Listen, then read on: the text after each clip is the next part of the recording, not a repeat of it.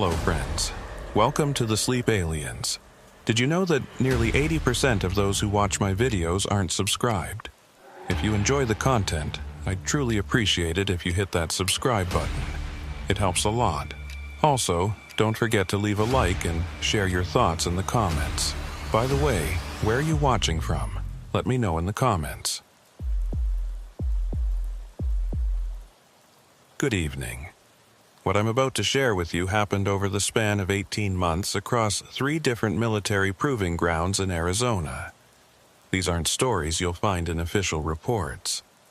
These are testimonies from people who were there, people who saw things that made them question everything they thought they knew about the night sky over our most classified testing facilities.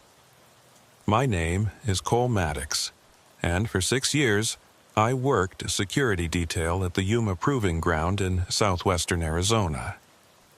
If you don't know what that is, it's one of the largest military installations in the world, covering over 100 square miles of scorching desert where the Army tests everything from artillery shells to experimental aircraft. The kind of place where you see things blow up on a weekly basis and you don't ask questions. But what I saw on the night of March 14, 2019, wasn't something that exploded. It was something that appeared. I was on the midnight to 8 shift, which meant patrolling the northern perimeter road in a modified Humvee with barely functioning air conditioning.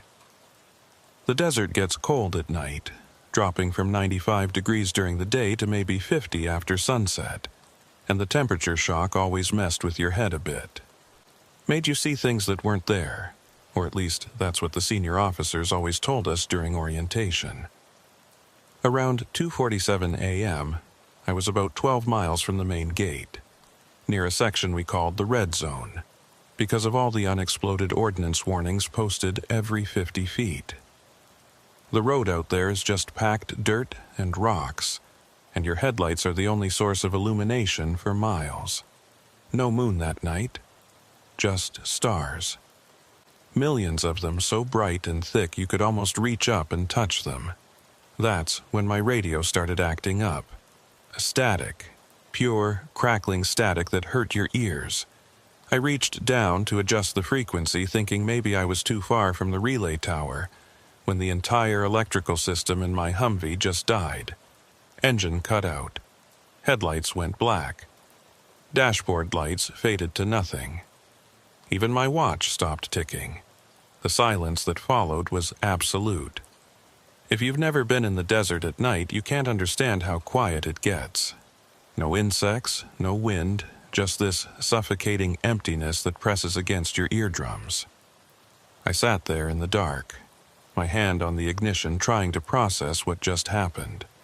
Vehicle failures aren't uncommon in extreme conditions, but this was different. This was complete. Then I saw it.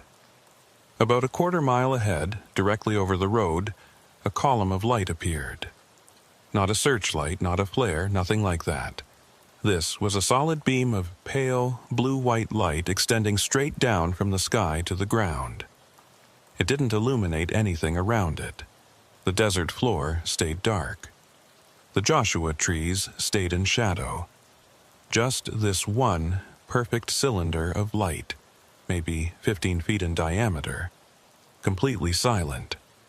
I'm not ashamed to say my first instinct was to lock the doors. Stupid, I know. If something wanted to get me, a locked door wasn't going to stop it. But it's what you do when your brain can't process what your eyes are seeing. You revert to basic safety protocols. The light stayed there for exactly 90 seconds. I know because I counted them in my head, trying to stay calm, trying to convince myself this was some kind of new testing apparatus I hadn't been briefed about. 1 Mississippi, 2 Mississippi, all the way to 90. Then it vanished. Didn't fade out, didn't retract back into the sky. It just ceased to exist between one heartbeat and the next. The moment it disappeared, my Humvee roared back to life. Engine turned over like nothing had happened. Headlights blazed on. Radio crackled with someone calling my designation asking for a status update. I grabbed the receiver, my hand shaking so bad I almost dropped it. "This is Unit 7. I'm fine. Vehicle malfunction. All systems back online." "Copy that, Unit 7. Recommend you return to base for diagnostic check." I wanted to tell them what I'd seen. I wanted to scream into that radio that something impossible had just happened on their watch. But I didn't.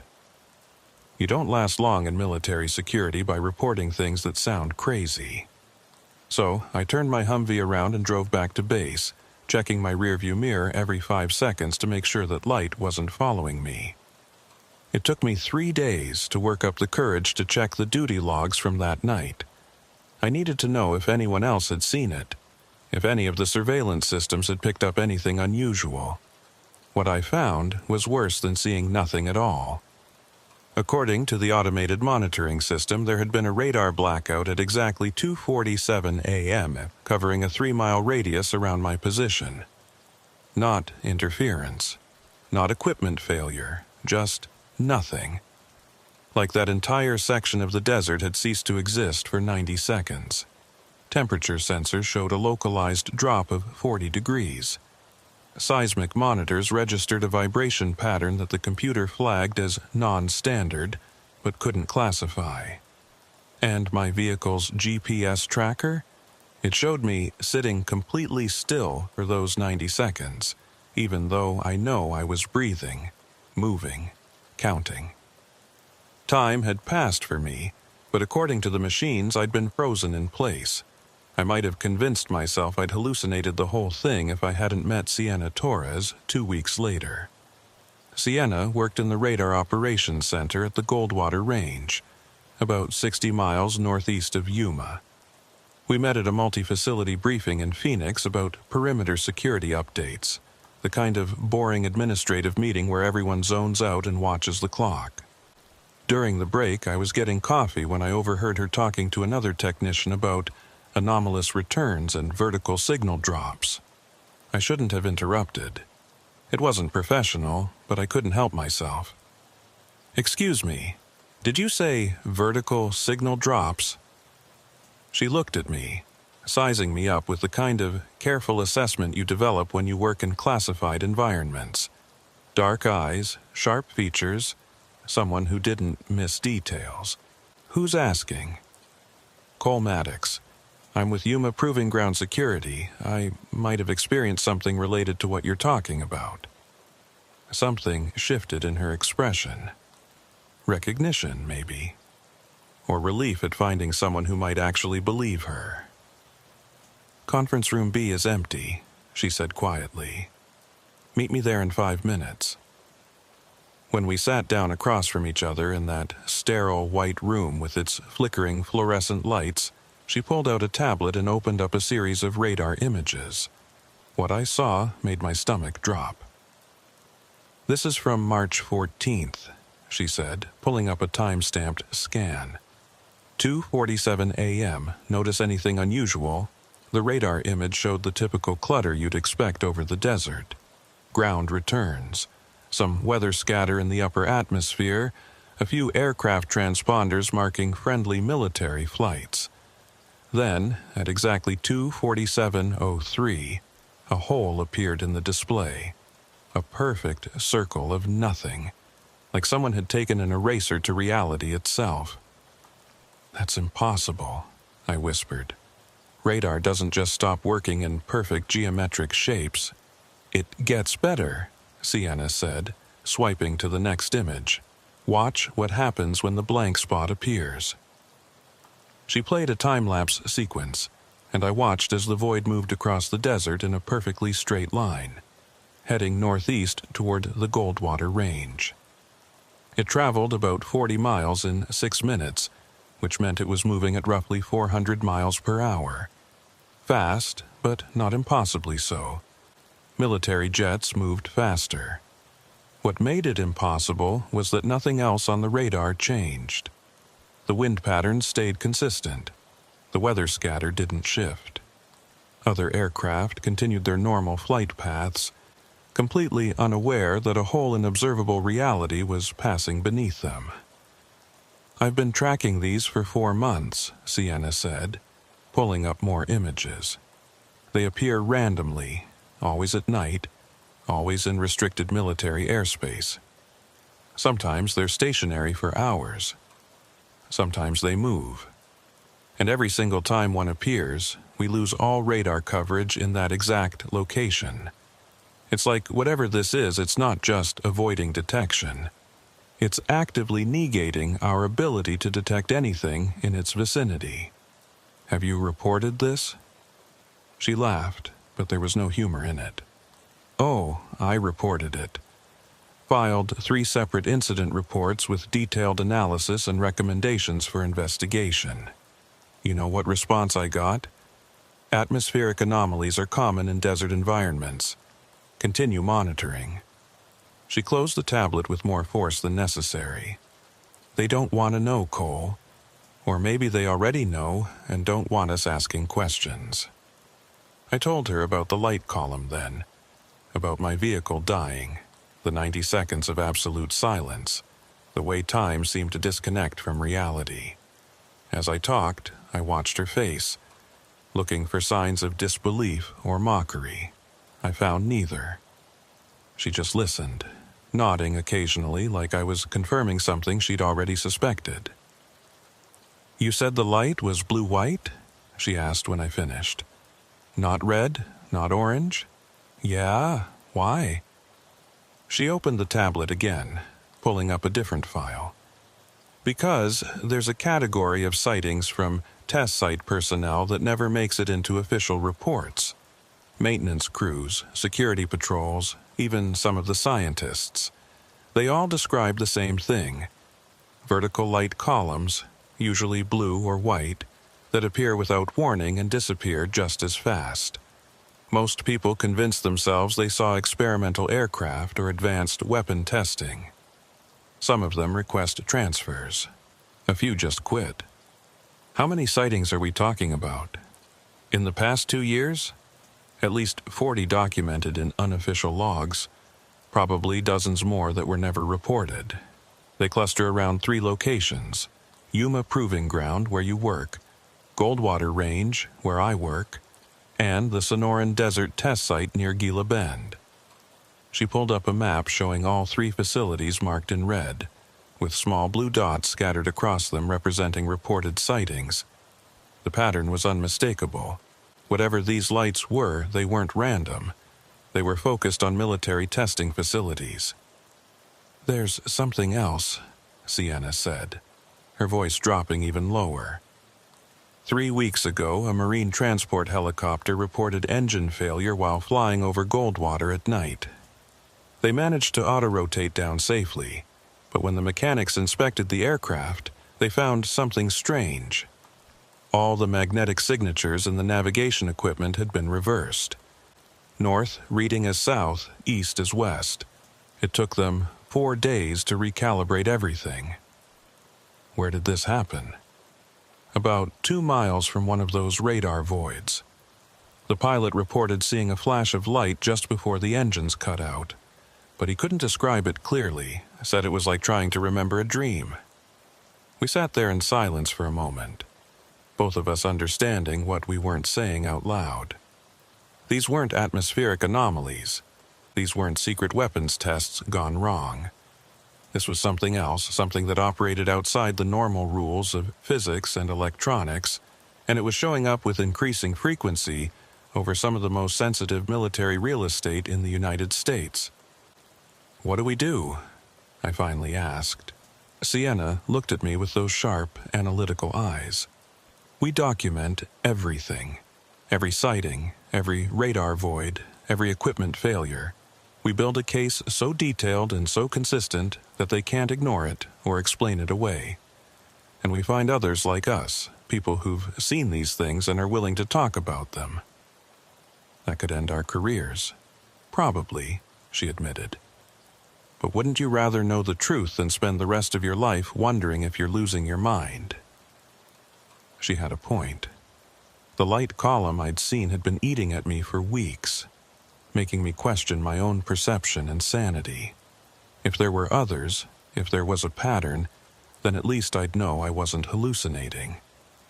At least I'd have confirmation that reality was stranger than we'd been told. "I'm in," I said. "What's the first step?" "You tell me everything about that night in March.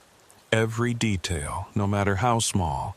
Timestamps, weather conditions, exactly what your instruments showed.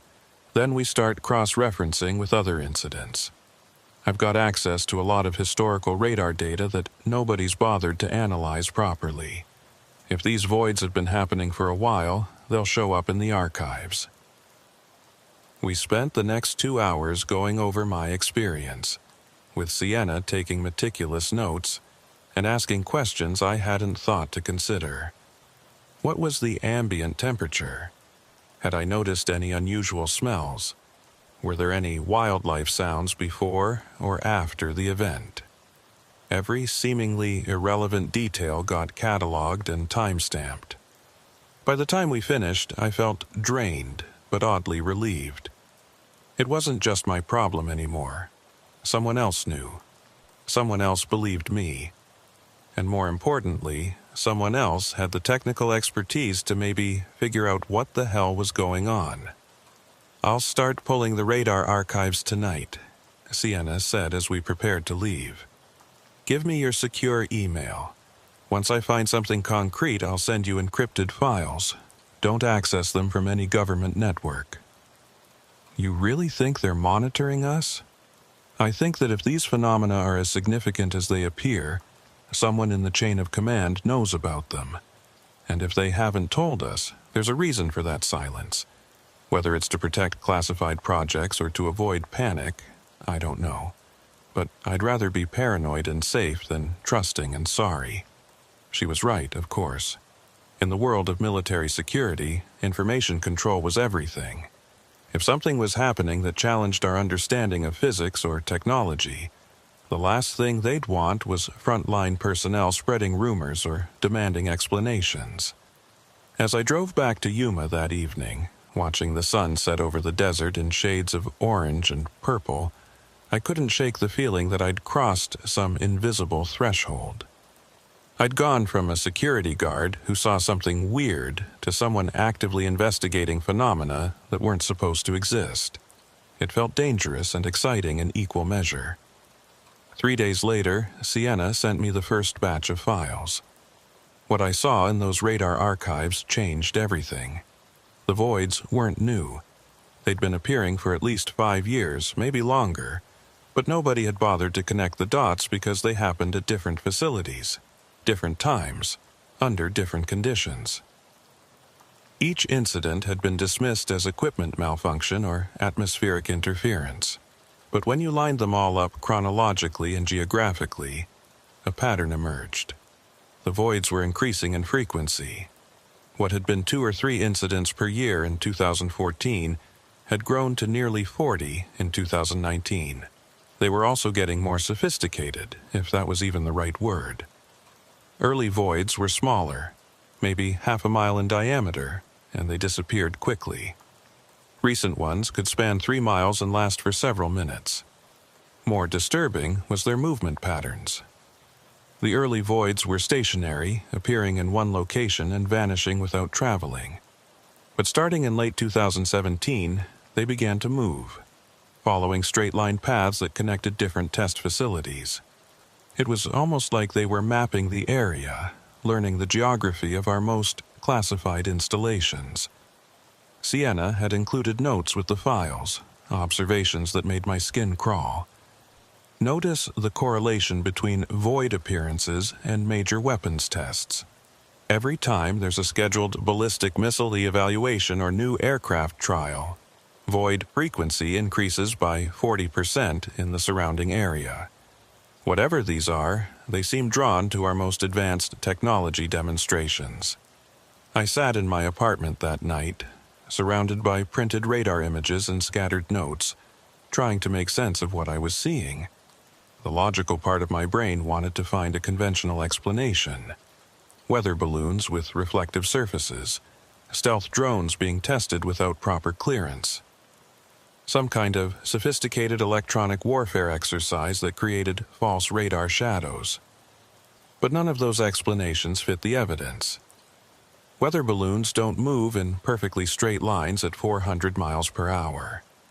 Drones don't cause complete electronic failure in ground vehicles. Electronic warfare doesn't create localized temperature drops of 40 degrees, which left me with the uncomfortable possibility that we were dealing with something beyond our current understanding of technology. Something that could move through restricted airspace without generating radar returns, that could disable electronics at a distance, that could appear and disappear in ways that violated our basic understanding of physics. My phone buzzed. Encrypted message from Sienna. Found 3 security personnel willing to talk. Meeting tomorrow night at 8. Location TBD. Bring your story. I stared at that message for a long time. This was the point where I could still back out, tell Sienna I'd changed my mind, go back to my normal routine of patrolling desert roads and pretending everything made sense. But I'd already seen the light column. I'd already felt my Humvee die beneath me for 90 impossible seconds. I couldn't unsee what I'd seen, couldn't unknow what I now knew. Reality had a crack in it, and I'd glimpsed something through that crack that wasn't supposed to be visible. The only question now was whether I had the courage to keep looking. I typed back, "I'll be there." The meeting took place in a storage unit facility on the outskirts of Gila Bend, 20 miles from the nearest military installation. Sienna had chosen the location carefully. No security cameras, no digital locks that could be tracked, just old-fashioned padlocks and concrete walls, the kind of place where conversations stayed private. When I arrived at 7:55 p.m., Sienna was already there, along with 3 others I didn't recognize. The storage unit was maybe 10 by 15 feet, lit by a single battery-powered lantern that cast harsh shadows across everyone's faces. We looked like conspiracy theorists preparing for some kind of apocalypse, which I suppose wasn't entirely wrong. "Cole Maddox, meet your fellow witnesses," Sienna said, gesturing to the others. "This is Lieutenant Marcus Sanders, pilot with the 214th, Sarah Kelly, maintenance crew chief at Goldwater, and David Torres, my brother, who works as a civilian contractor doing environmental monitoring." I shook hands with each of them, noting the cautious way they assessed me, the same way I was assessing them. Trust wasn't easy to come by when you were talking about things that officially didn't exist. Lieutenant Sanders spoke first. He was in his late 30s, fit and angular, with the kind of weathered face you got from spending too much time in a helicopter cockpit. "I appreciate Sienna organizing this, but I want to be clear about something up front. I'm here because I saw something I can't explain, and it's driving me crazy. But I'm not looking to blow the whistle or start some kind of movement. I just want to understand what happened to me." "Same," Sarah Kelly said. She was younger, maybe mid-20s, with grease-stained hands that marked her as someone who actually worked with machinery rather than just managing it. "I don't want to lose my security clearance over this. I like my job. But what I saw 3 months ago doesn't make any goddamn sense, and pretending it was normal isn't working anymore." David Torres nodded agreement. He had Sienna's sharp features and intelligent eyes, but where she radiated controlled intensity, he seemed more relaxed, more comfortable with uncertainty. "Environmental monitoring means I spend a lot of time in the desert at odd hours, usually alone. You see strange things out there sometimes. Most of them have perfectly reasonable explanations once you understand the environment. But what I witnessed last September, that wasn't reasonable. That wasn't natural." Sienna pulled out a whiteboard she'd propped against the wall and uncapped a marker. "Okay. Ground rules. Everything said in this room stays in this room. No recordings, no written notes that leave this location. We share our experiences, look for patterns, and decide together what to do with what we learn. Everyone agreed?" We all nodded. Good. Cole, you want to start? Give everyone the overview of your experience. I walked them through the night of March 14th, watching their faces as I described the light column, the complete system failure, the 90 seconds of impossible silence. Sarah Kelly's eyes widened when I mentioned the electrical systems dying. Lieutenant Sanders leaned forward when I described the way the light appeared and disappeared without transition. The timeline matches, Sanders said when I finished. I had a similar experience on March 14th, about 40 minutes after your incident. I was flying a routine training pattern over Goldwater when all my instruments went dark. Complete avionics failure, like someone had flipped a switch. I had maybe 10 seconds of pure panic before everything came back online. When I landed, the maintenance crew couldn't find anything wrong with the helicopter. Every system tested normal. Did you see any light? Sienna asked, already writing on the whiteboard. No light, but I felt something. It's hard to describe. Like the air pressure suddenly changed, but inside my head, instead of in the cabin. Made my ears pop, made my teeth ache. Then it was gone, and the instruments came back. Sarah Kelly was nodding. Okay, that's consistent with what I found during inspections. We've had 6 helicopters come in over the past 4 months reporting sudden avionics failures during night operations. All of them happened over the Goldwater or Yuma ranges. All of them showed the same pattern. Everything goes dark for 10 to 90 seconds, then comes back like nothing happened. The weird part is what we found when we opened up the instrument panels. She paused, looking around like she was still deciding whether to say what came next. Go on, Sienna encouraged. The magnetic signatures were reversed. Every compass, every heading indicator, every piece of equipment that relied on Earth's magnetic field had been flipped. It's like for those few seconds, magnetic north became south, east became west. We've never seen anything that could do that naturally. Even a massive solar flare wouldn't cause such a localized, temporary reversal. Environmental monitoring picked up similar anomalies. David Torres added. My job is to track electromagnetic field variations across the test sites, looking for patterns that might indicate underground water sources or mineral deposits. Starting about 6 months ago, we started seeing these spikes, sudden, intense bursts of electromagnetic activity that lasted less than 2 minutes, then disappeared completely. They didn't match any known pattern. Not lightning, not equipment interference, not geological activity. Just these impossible pulses of energy that appeared and vanished without a source. Sienna wrote on the whiteboard, common elements. Electronic failure, magnetic reversal, EM pulses, time distortion, no sound, blue-white light. What about visual confirmation? She asked, turning back to us. Besides Cole's light column, has anyone else actually seen something? David raised his hand slowly.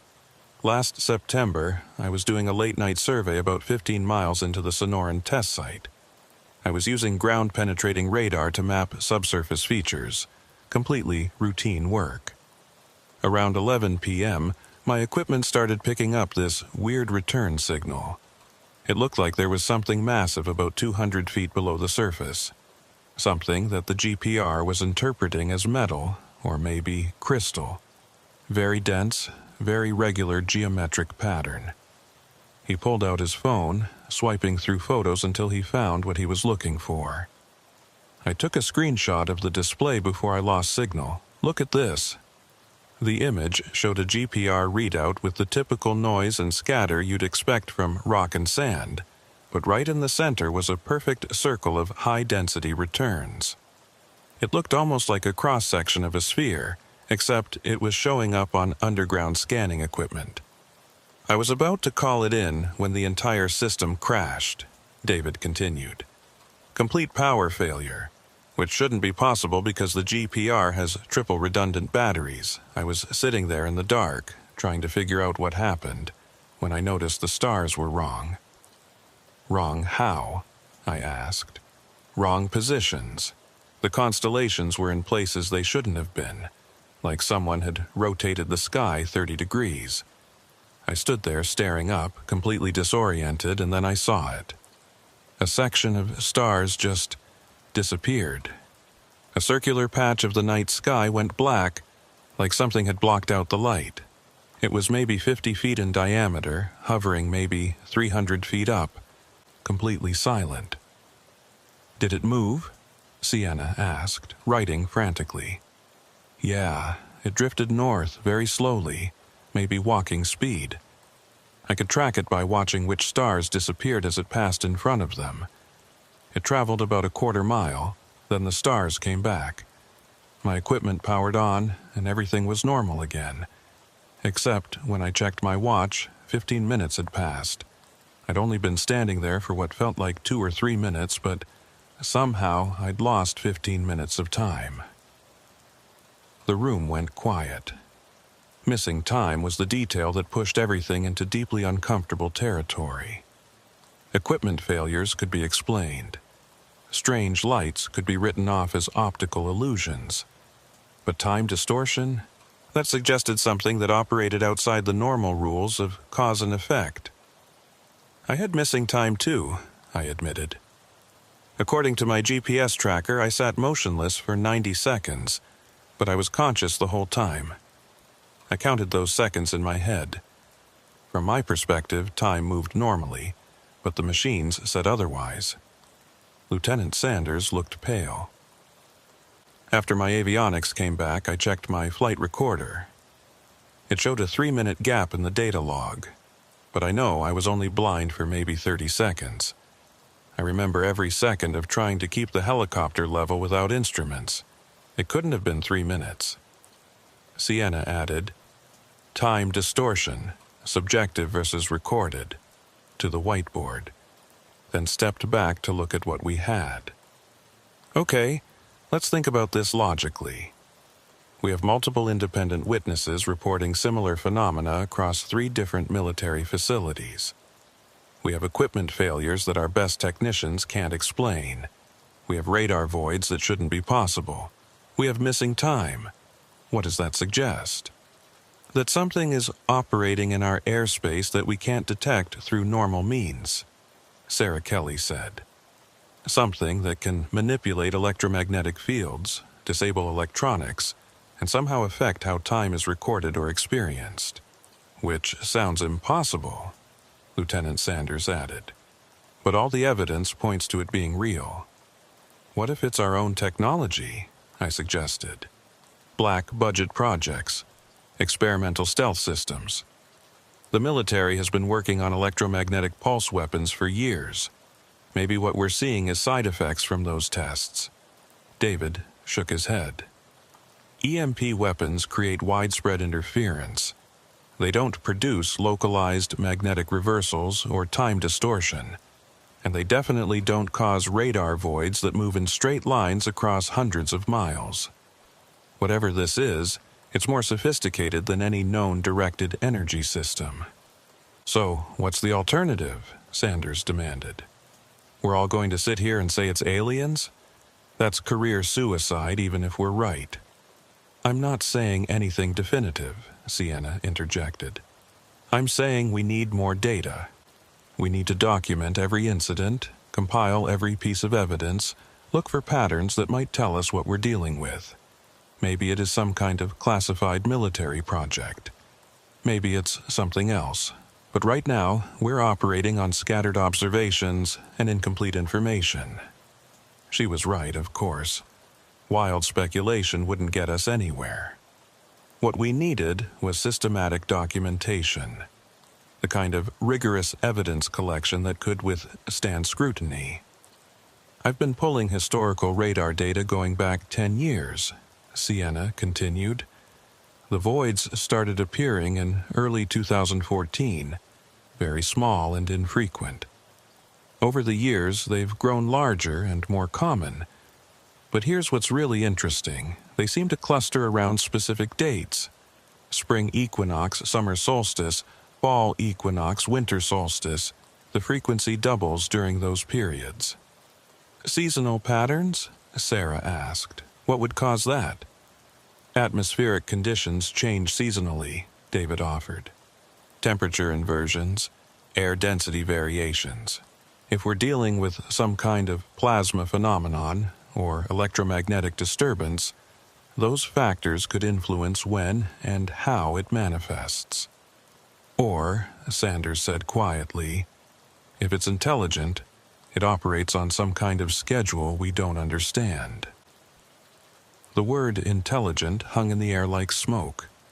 None of us wanted to say it directly, but we were all thinking it. Random atmospheric phenomena didn't reverse magnetic fields.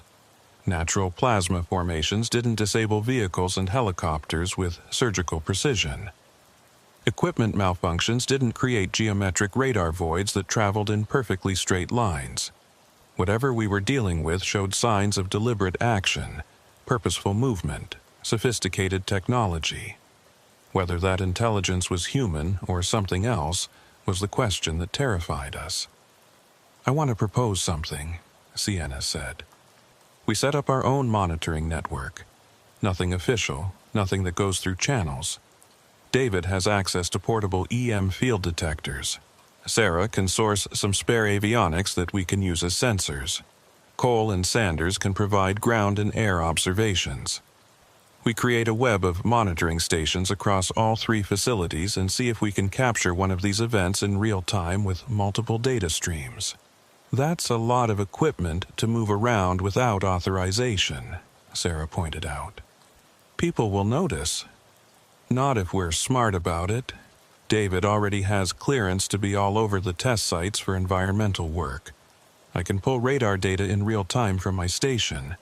We just need a few strategic sensor placements and quick response capabilities when something starts happening. Communication is going to be a problem, Sanders said. We can't use military frequencies to coordinate this. They're all monitored. Encrypted civilian channels, David suggested. I use them for field work all the time. As long as we're not discussing anything classified, nobody cares what environmental contractors talk about on commercial bands. We spent the next hour working out logistics. David would place EM sensors at 10 strategic locations across the test sites, disguised as standard environmental monitoring equipment. Sarah would borrow some backup navigation instruments from the maintenance depot that we could use to detect magnetic field distortions. Sienna would monitor radar feeds and alert the rest of us when a void started forming. Sanders and I would serve as rapid response observers, ready to drive or fly to any location where anomalous activity was detected. It was risky. If we got caught diverting military resources for unauthorized investigations, we'd all lose our clearances at minimum, possibly face criminal charges for misappropriating government property. But the alternative was continuing to pretend we hadn't seen what we'd seen, continuing to ignore phenomena that could represent either groundbreaking technology or a serious security threat. As the meeting broke up around midnight, Sienna pulled me aside. You okay with this? It's going to require a lot of off-duty time, and there's no guarantee we'll find anything conclusive. I'm okay with it, I said. That light column I saw changed something for me. I can't just clock in and clock out anymore pretending everything's normal. I need to know what's really happening out there. She nodded understanding. Just be careful. If this is a classified project, the people running it won't appreciate us snooping around. And if it's something else... She trailed off, leaving that thought unfinished. If it's something else, then we're the only ones trying to document it properly, I finished for her. That has to count for something. Over the next 2 weeks, our makeshift monitoring network came together. David placed his EM sensors across the test ranges, logging data continuously and uploading it to an encrypted server every 6 hours. Sarah installed the spare navigation instruments at her barracks and at my apartment, both locations offering good views of the night sky with minimal light pollution. Sienna created a notification system that would text all of us the moment a radar void started forming, giving us real-time updates on its location and trajectory. Lieutenant Sanders was our airborne asset, ready to launch his helicopter with minimal notice to get aerial observations of any phenomena. It wasn't officially sanctioned, but training flights happened frequently enough that one more wouldn't raise suspicions as long as he stayed within authorized airspace. On April 4th, 2019, at 11:37 p.m., we got our first alert. My phone buzzed with Sienna's message. Void forming. Goldwater North Sector. Expanding from point source. Radius 0.8 miles and growing. No aircraft in area. I was off duty, but happened to be at my apartment, which was only 15 miles from the Goldwater North boundary. I grabbed my gear, spare batteries, night vision binoculars, a handheld radio set to our agreed frequency, and jumped into my truck. David's voice crackled over the radio as I drove. EM spike confirmed, reading 400% above baseline and climbing. Signature doesn't match any known natural or artificial source. Instruments showing magnetic deviation, Sarah reported. Compass bearing shifting 5 degrees per minute. Sanders's helicopter was already in the air. I'm 8 minutes out from the coordinates. Sienna, talk to me. What's the void doing? Holding position. Sienna's voice came through, professional and calm despite what we were all thinking. Diameter stable at 1.2 miles. No movement detected. All radar returns within the void are completely absent. It's like there's a hole in the world. I pushed my truck faster, racing down the empty highway toward the north sector. The desert at night was pitch black except for my headlights, and I had to resist the urge to imagine that column of light appearing over the road ahead of me like it had in March. Cole, what's your ETA? Sienna asked. 5 minutes. I'm coming in from the southeast access road. Copy. When you get there, I need you to take readings with the backup compass and report any visual anomalies. Sanders, you're getting close. Tell me what you see. There was a pause, filled with the sound of helicopter rotors. Then Sanders' voice strained. I see it. Jesus Christ, I see it. Describe it, Sienna demanded. It's a darkness, like someone cut a circle out of the night sky. No stars visible in that section, no ground features, just empty space where reality should be. It's big, much bigger than it looked on radar, and it's absolutely silent. I pulled off the highway onto the access road, bouncing over rough terrain as I approached the coordinates Sienna had given. My truck's headlights swept across scrub brush and rock formations, and then I saw it. Sanders was right. It was a darkness, a perfect circular void suspended about 200 feet above the desert floor. The stars around it were crisp and clear, but within that circle there was nothing. Not black like the night sky, but absent, like someone had deleted that section of reality. I stopped the truck and grabbed my equipment, stepping out into the cold desert air. The silence was profound. No wind, no insects, no distant sounds of traffic. Just absolute quiet. The same kind of suffocating emptiness I'd experienced during my March encounter. Visual confirmation, I reported into the radio. Circular void approximately 1.5 miles in diameter, elevation roughly 200 feet. No sound, no visible light. Compass showing erratic behavior, needle rotating slowly counterclockwise. EM readings off the scale. David's voice cracked with excitement and fear. This is producing more electromagnetic energy than a lightning strike, but it's not radiating outward.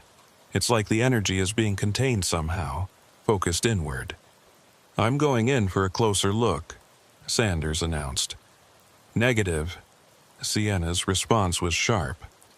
We don't know what that thing would do to your avionics. Maintain safe distance.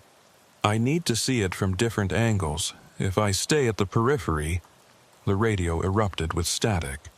Through the noise, I heard Sanders' voice, distorted and distant. Losing power, instruments failing, can't. Then silence. Sanders, Lieutenant Sanders, respond. Sienna's voice cracked through the static, desperate and commanding. Nothing but white noise for 10 eternal seconds. Then faintly, I'm here. I'm okay. Systems are back. What the hell was that? The relief that washed through me was almost physical. I realized I'd been holding my breath, staring up at that impossible void with my hand frozen on the radio transmit button. Report your status, Sienna said, her voice steady again, but with an edge that hadn't been there before. All systems operational now. But for about 20 seconds, everything went dark. Instruments, lights, engine. I was in a dead aircraft at 800 feet. I've never been so scared in my life. The helicopter just glided. No power, no control, just physics keeping me in the air. Then everything snapped back on like nothing happened. Did you penetrate the perimeter of the void? I asked, watching the darkness above with new understanding. It wasn't just a visual phenomenon. It was a sphere of some kind of effect that disrupted everything electronic that came near it. I got within maybe 200 yards. The moment I crossed some invisible threshold, my aircraft died. When I fell back below that line, power returned. It's like there's a barrier, a field of some kind that our instruments can't penetrate. EM readings confirm that, David reported. The field has a defined edge, sharp transition from normal to extreme values, and it's perfectly spherical based on how the magnetic distortions are propagating. Whatever technology is creating this, it has extraordinary precision. I raised my night vision binoculars and scanned the periphery of the void, looking for any detail my naked eye might have missed. Through the green-tinted optics, the void appeared even more disturbing, a sphere of absolute blackness that seemed to absorb light rather than simply being dark. Then I saw something at the base of the sphere where it intersected the ground. A faint glow, blue-white in color, creating a ring maybe 20 feet wide. There's light at the ground interface, I reported. Same color as the column I saw in March. It's not bright, more like bioluminescence, like the ground is glowing where the sphere touches it. Can you get closer? Sienna asked. We need photos, measurements, anything concrete. I hesitated. Every instinct screamed at me to stay away, to maintain a safe distance from something that could kill helicopter engines and reverse magnetic fields. But we'd come this far, risked this much. Turning back now because of fear wouldn't get us answers. I'm moving in, I said, grabbing my equipment bag and starting forward on foot. The desert floor was uneven, forcing me to watch my step in the darkness while still keeping my eyes on the void above. As I got closer, I noticed the temperature dropping. It was already cold by desert standards, maybe 45 degrees, but as I approached within 100 yards of the glow, the temperature plummeted. My breath became visible. Frost formed on my jacket. The ground crunched under my boots with a texture that shouldn't exist in Arizona desert. Ice crystals forming on sand and rock. Temperatures dropping rapidly, I reported. I'm seeing frost formation. This thing is pulling heat out of the environment somehow. Be careful, Sarah's voice came through. If it's affecting temperature that dramatically, it's manipulating energy at a fundamental level. We have no idea what else it might be doing. 50 yards away now. The blue glow was brighter, creating enough illumination that I could see details of the desert floor. The light wasn't reflecting off surfaces like normal light would. It seemed to emanate from within the ground itself, from the sand and rocks like they'd been excited into some kind of fluorescence. I took out my phone, knowing it was probably futile, but wanting to document this anyway. The moment I raised it to take a photo, the screen went dark. Dead battery. even though it had been at 87% charge seconds ago. "Lost my phone," I reported. "It just died. Still have the radio, though." "The field must extend further than we thought," David said. "It's not a sharp barrier, it's a gradient. The closer you get, the stronger the effect." I pulled out my backup compass, watching the needle spin uselessly. No orientation, no magnetic north, just confused rotation as the device tried to reconcile impossible readings. I set it on the ground next to my phone, creating a small pile of failed technology, and continued forward. At 30 yards, I could see into the glow. The ground wasn't just fluorescing, it was changing. The sand had crystallized into geometric patterns, perfect hexagons interlocking across the surface like bizarre snowflakes. Rock formations showed similar structures, their rough surfaces suddenly displaying crystalline facets that caught and refracted the blue light. "The ground is transforming," I said into the radio. "Molecular reorganization or something. Sand turning into crystal structures. I've never seen anything like this." "Cole, I really think you should back off," Sienna cautioned. "We're in unknown territory here. That transformation could extend to biological matter." She had a point. If this field could reorganize sand into crystals, what would it do to human tissue? I imagined my cells suddenly trying to arrange themselves into geometric patterns and felt my stomach twist. But I was so close. 20 yards from the edge of the glow, 15 yards from answers we'd been seeking for months. I took another step forward, then another. That's when I heard the sound. It wasn't coming from the void. It was coming from behind me, from the direction of my truck. A deep, resonant hum that I felt in my chest cavity more than heard with my ears. Like someone had struck an enormous tuning fork tuned to a frequency that made your organs vibrate. I spun around and saw my truck lifting off the ground. Not quickly, not dramatically, just slowly rising into the air like it weighed nothing. The wheels cleared the desert floor by a foot, then 2 feet, then 3. The entire vehicle was ascending in complete silence except for that deep hum, rotating slowly clockwise as it rose. "My truck is flying," I said into the radio, my voice admirably steady considering my brain was trying to process something impossible. "It's being lifted by some kind of force, no visible means of propulsion." "Get away from there now," Sanders shouted. "Whatever that thing is, it's expanding its effect radius. Move!" I ran. Not directly away from the void, but at an angle, trying to put distance between myself and both the glowing sphere and my inexplicably airborne truck. The desert floor was treacherous in the darkness, and I stumbled twice, catching myself before falling completely. Behind me, the hum intensified. I risked a glance back and saw my truck accelerating upward, spinning faster now, being pulled toward the void like metal to a magnet. At about 50 feet of altitude, it just stopped. Hung there in midair, still rotating, completely defying every law of physics I'd been taught. Then it dropped. Not fell. Dropped like someone had cut a string. 1 second floating, the next second plummeting straight down. It hit the desert floor with a tremendous crash, the sound of metal crumpling and glass shattering echoing across the emptiness. The void above pulsed. The blue light brightened for just a moment, like a heartbeat, and then everything changed. The sphere began to collapse. Not shrinking gradually, but collapsing in on itself in segments like reality was being folded origami style. Sections of the darkness disappeared in geometric patterns, revealing the stars behind them in fractured glimpses.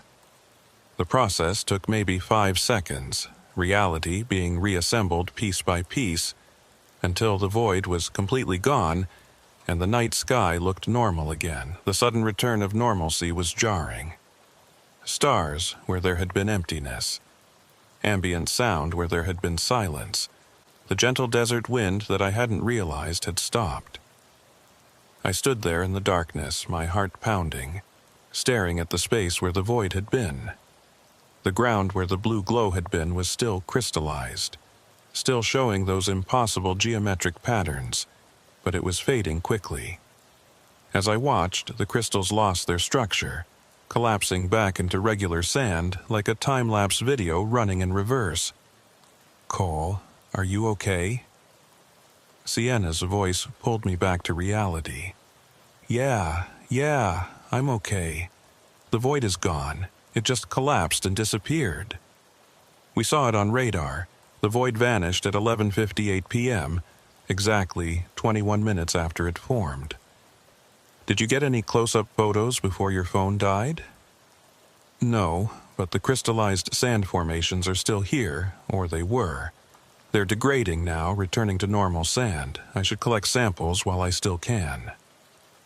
I pulled sample bags from my gear and scooped up some of the crystallized sand, working quickly before all evidence of transformation disappeared. The crystals felt cold, much colder than the ambient temperature, and they made a strange chiming sound when they clinked together in the bag. "Cole, I'm landing nearby," Sanders said. "You need transport out of there, and I want to see that crash site. Your truck might have physical evidence." 10 minutes later, Sanders' helicopter touched down 50 yards from my position, rotor wash kicking up dust and disturbed sand.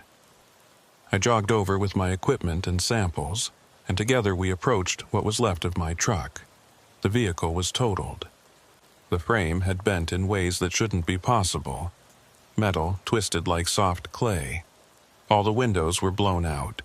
The engine block had partially separated from its mountings. But what was most disturbing was the pattern of damage. It wasn't random impact damage from a fall. The metal showed signs of intense localized heating in specific places, creating burn patterns that formed concentric circles across the hood, roof, and doors. "It's like something scanned your truck while it was elevated," Sanders said, examining the patterns with his flashlight. "Focused energy beams, maybe some kind of directed radiation. These burn marks are too precise to be accidental." I pulled out my radio. "Sienna, we need a recovery team out here. My truck is evidence now. These damage patterns aren't from a simple fall." "I can't authorize an official recovery without explaining why your personal vehicle was in a restricted area off-duty," she pointed out. "But I might be able to get David out there with his environmental monitoring crew.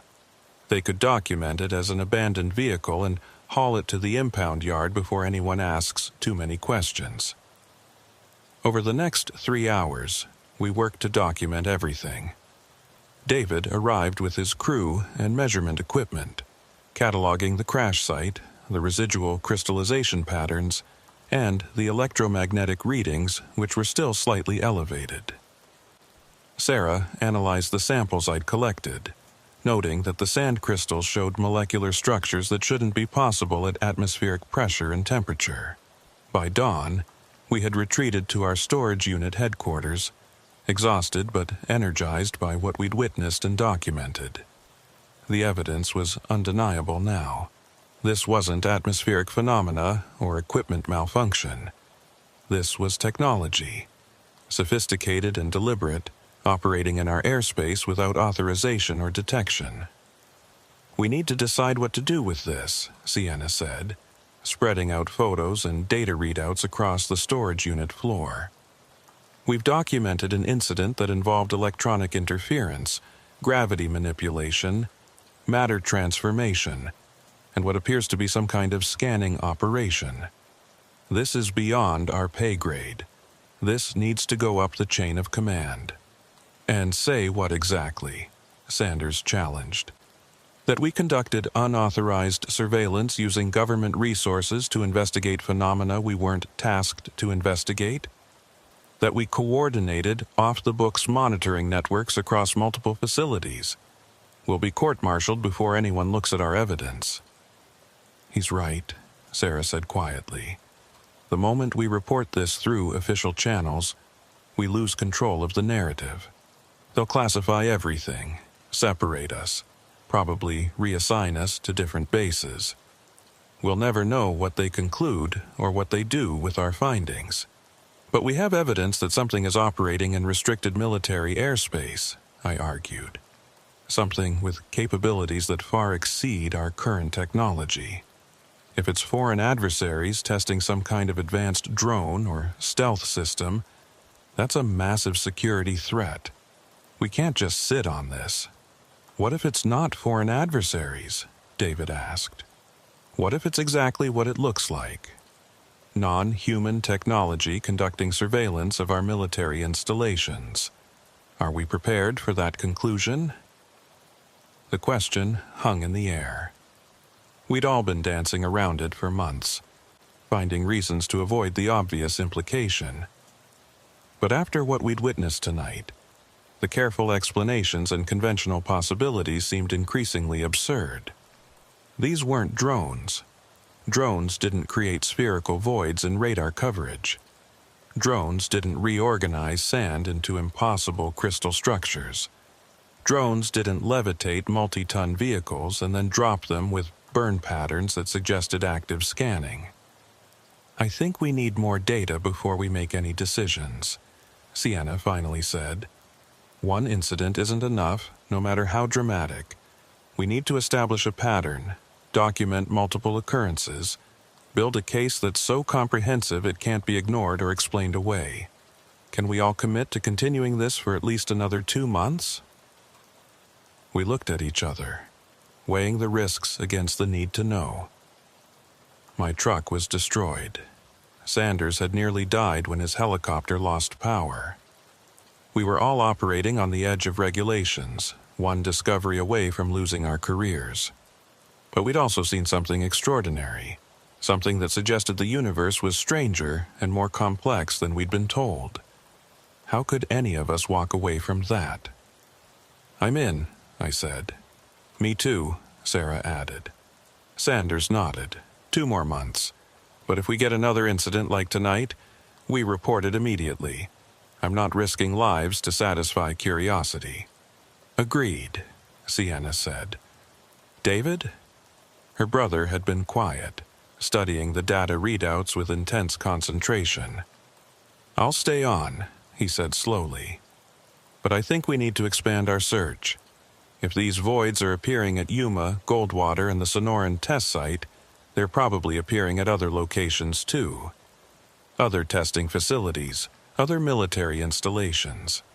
We should be looking at historical data from White Sands, Nellis, China Lake, any place where classified technology gets tested.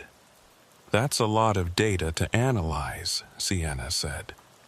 And most of it isn't easily accessible. I have some contacts from my contractor work. Environmental monitoring companies work at all those facilities. I can make inquiries without raising suspicions, see if anyone else has noticed anomalies. Over the following weeks, our investigation expanded. David reached out to his network of contractors and technicians, carefully probing for stories of equipment failures and strange sightings. What he found was disturbing.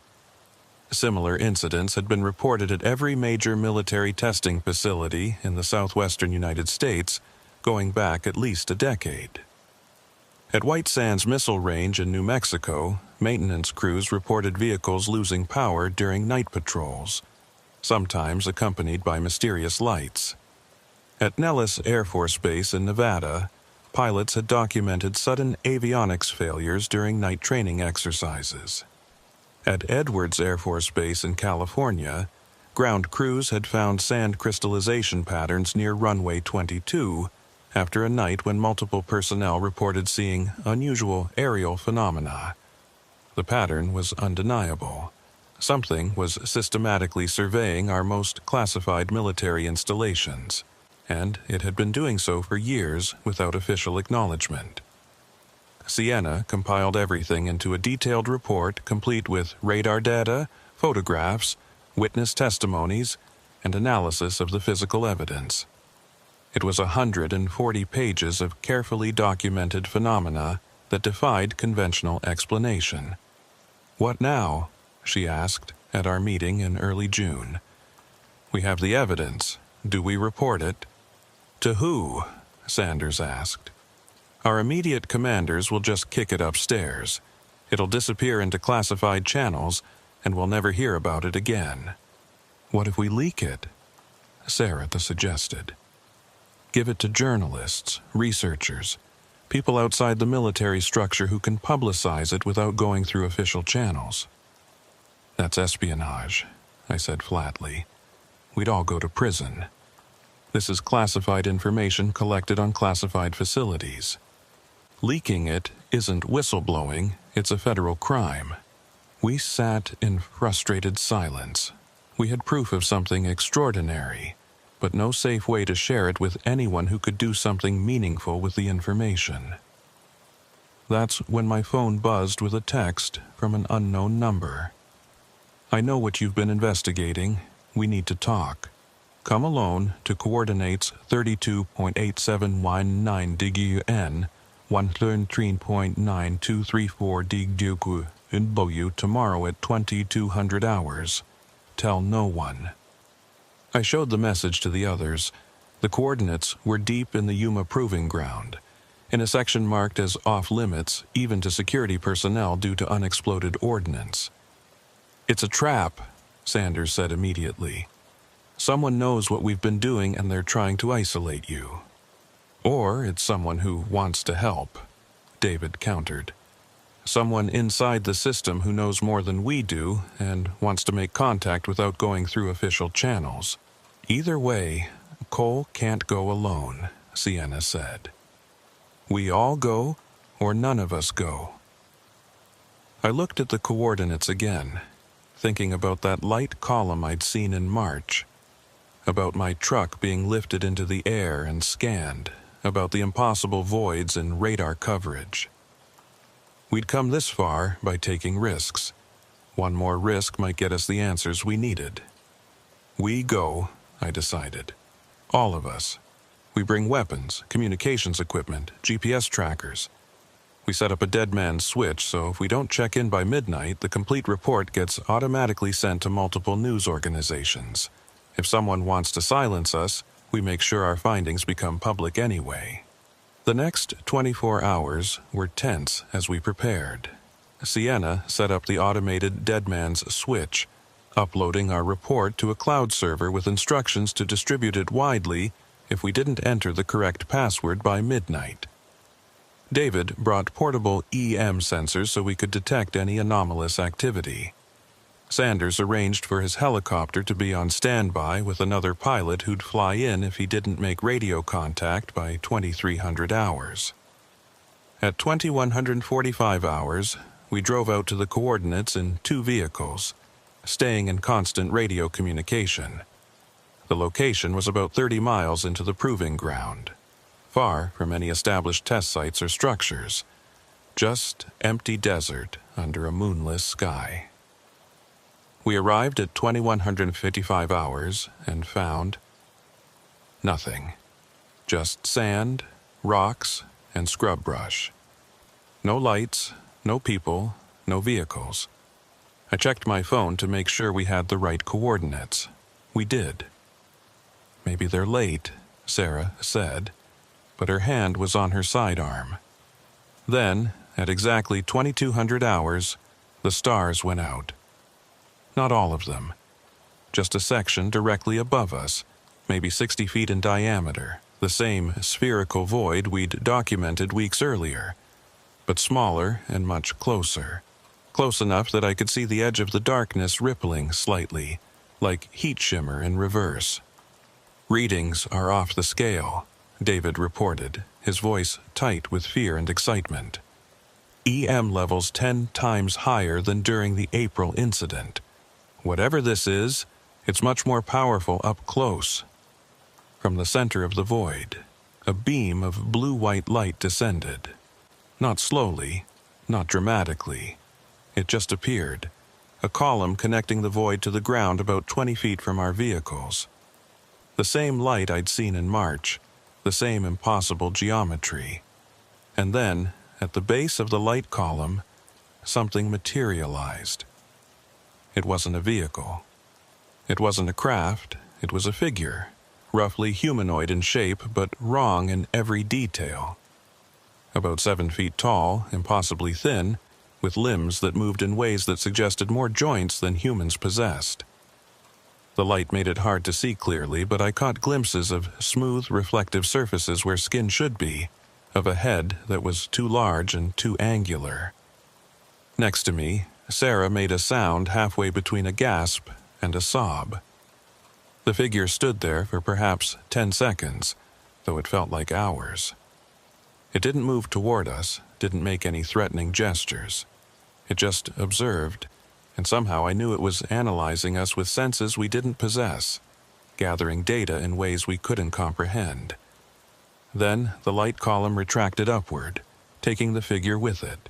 The void collapsed in on itself exactly like it had in April, reality reassembling piece by piece until the night sky looked normal again.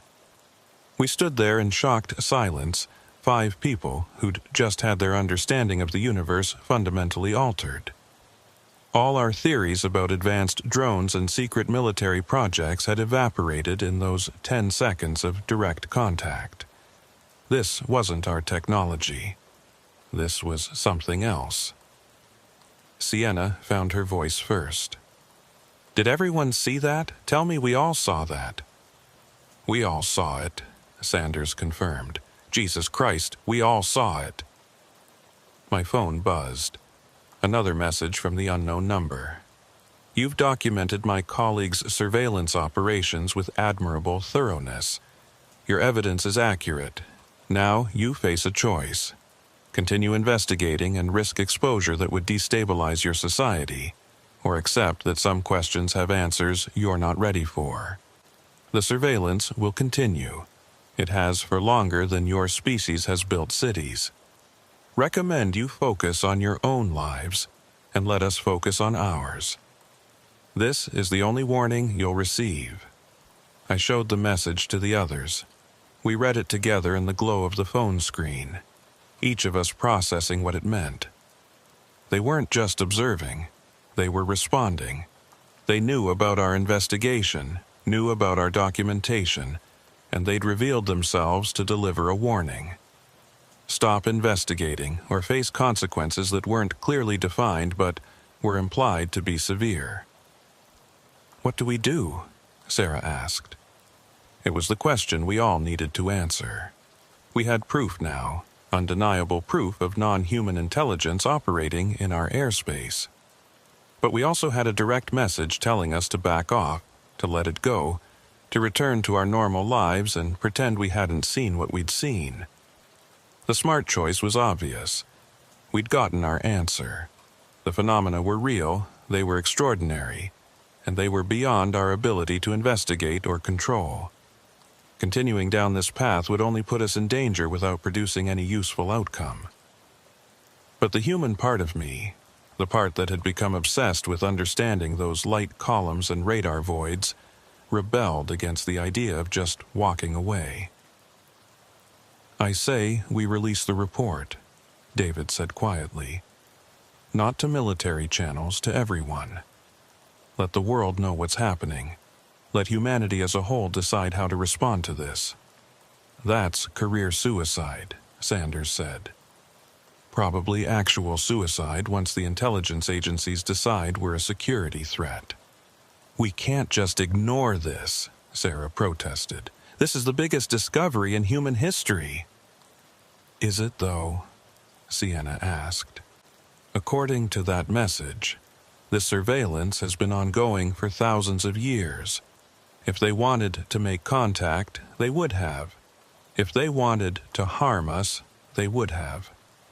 They're just watching, and apparently they've decided we're not ready to know about it officially." We argued for an hour, going in circles, weighing evidence and consequences. In the end, we reached an uncomfortable compromise. We would keep our documentation, but we wouldn't release it publicly. Not yet. We'd continue monitoring, continue collecting data, but we'd be more careful. And if the phenomena escalated, if the surveillance turned into something more threatening, we'd release everything and damn the consequences. It wasn't a satisfying resolution. None of us liked the idea of keeping this secret, of knowing that something extraordinary was happening and choosing to stay silent about it. But we were also pragmatic enough to recognize that we weren't equipped to handle the fallout from disclosure. Over the following months, we continued to observe and document, but from a distance. The voids kept appearing, following the same patterns we'd identified. Occasionally, we'd see the light columns, always at night, always in restricted areas. But we never again saw direct evidence of the beings behind the phenomena. Sometimes I wonder if we made the right choice. The journalist in me says we should have gone public, should have forced the conversation into the open. But the security professional knows that some truths are too destabilizing to release without careful consideration. So, the surveillance continues. The light columns appear and disappear over Arizona test sites. The radar voids move through restricted airspace. And somewhere in the night sky, beings with technology we can't comprehend watch our most advanced weapons tests with what might be curiosity or concern, or purposes we can't even imagine. We're not alone. We've never been alone. And maybe that's all we need to know for now. Thank you for listening. If you've experienced a similar phenomena, if you've seen the light columns or the voids, you're not crazy. You're not alone. Document what you see. Trust your observations. And maybe someday we'll all be ready for the truth that hovers above our test sites in the silent desert night. Good evening. What I'm about to tell you happened on October 17th, 2018, on a stretch of road that doesn't appear on any civilian maps. It's a maintenance route through the Barry M. Goldwater Range in southwestern Arizona. I was driving that road when I encountered something that still makes me question reality itself. My name is Grant Sally, and I was working as a civilian security contractor for the Air Force. My job was simple: patrol the perimeter roads at night, check fence integrity, make sure no unauthorized personnel wandered into areas where unexploded ordnance could kill them. Lonely work, but I liked it. The desert at night has a beauty most people never experience. That October night started normal. I checked in at 1800 hours and headed out in my F-250. Temperature dropping fast like it always does after sunset, going from 85 degrees to maybe 55. Clear sky, no moon, just stars. I was 40 minutes into my route when I saw the headlights. 3 sets of them, evenly spaced, stationary on the road ahead. My first thought was military convoy doing night maneuvers. But something felt wrong. No radio chatter about convoy movements, and the headlights were too bright, too perfectly white. Military vehicles use blackout lights during night operations. These were full beam, impossibly bright. I reached for the radio. Patrol 7 to base. Visual on 3 vehicles. Grid 318452 north, 113.3471 west. Confirm any authorized convoy. Static. Pure, crackling static. I tried the emergency frequency. Same result. Complete communication failure. I continued, approaching slowly. The rear vehicle was a standard military Humvee. Desert tan paint, proper markings. Everything looked normal except the windows, completely dark. No interior lights, no movement, no instrument glow. I stopped 50 yards back, engine running. Protocol was to identify yourself, verify authorization. But watching those vehicles with their impossibly bright, absolutely steady headlights, I felt growing unease. No vibration, no light movement, and no sound. 3 Humvee engines should create a rumble you could hear from a quarter mile. I heard nothing but wind and my own engine. I grabbed my flashlight and sidearm and stepped out. The temperature drop was immediate and wrong. It had been 52 degrees. Now it felt freezing. My breath came out in visible clouds, something that shouldn't happen in Arizona desert. "This is security. Identify yourselves." No response. I approached the rear vehicle, flashlight on the driver's window. The Humvee looked new, no dust, no wear, but the windows were tinted so dark I couldn't see inside. I knocked with my flashlight. Nothing. Tried the door handle. Locked. I checked every door, every window. The vehicle was sealed tight. Interior completely dark. No dashboard lights. Nothing. Then I noticed the hood wasn't hot. I placed my palm on it, expecting warmth from an idling engine. The metal was cold.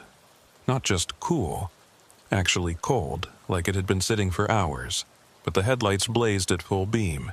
The second and third vehicles were identical. Bright headlights, dark windows, locked doors, cold hoods, no engine sound, no vibration, no occupants. I stood in front of the lead Humvee, 10 feet from the bumper. My flashlight created sharp shadows on the ground. My legs, my arm, everything clearly defined, but the headlights weren't creating any shadow of me at all. I waved my hand, watching my flashlight cast a shadow, then looked where the Humvee's lights should have cast my body's shadow on the road. Nothing. The pavement was evenly lit, as if I wasn't there. The light was passing through me.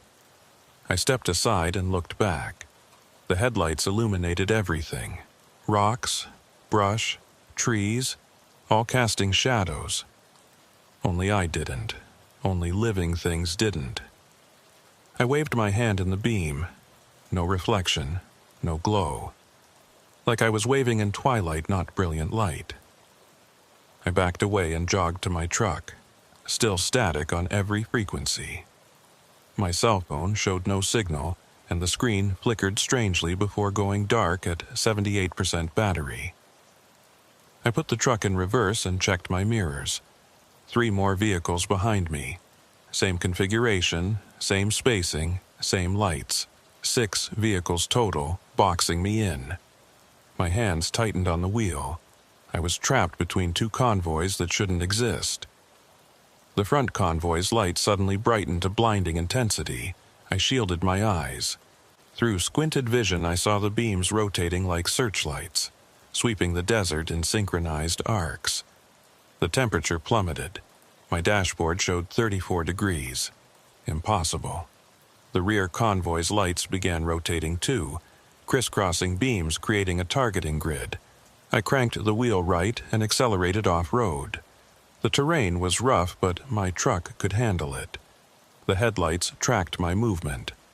All 6 sets pivoted to follow me, moving with unnatural precision despite the vehicles being stationary. I pushed harder, suspension protesting. After 3 minutes, putting half a mile between us, the beams cut out simultaneously. All of them. Just darkness.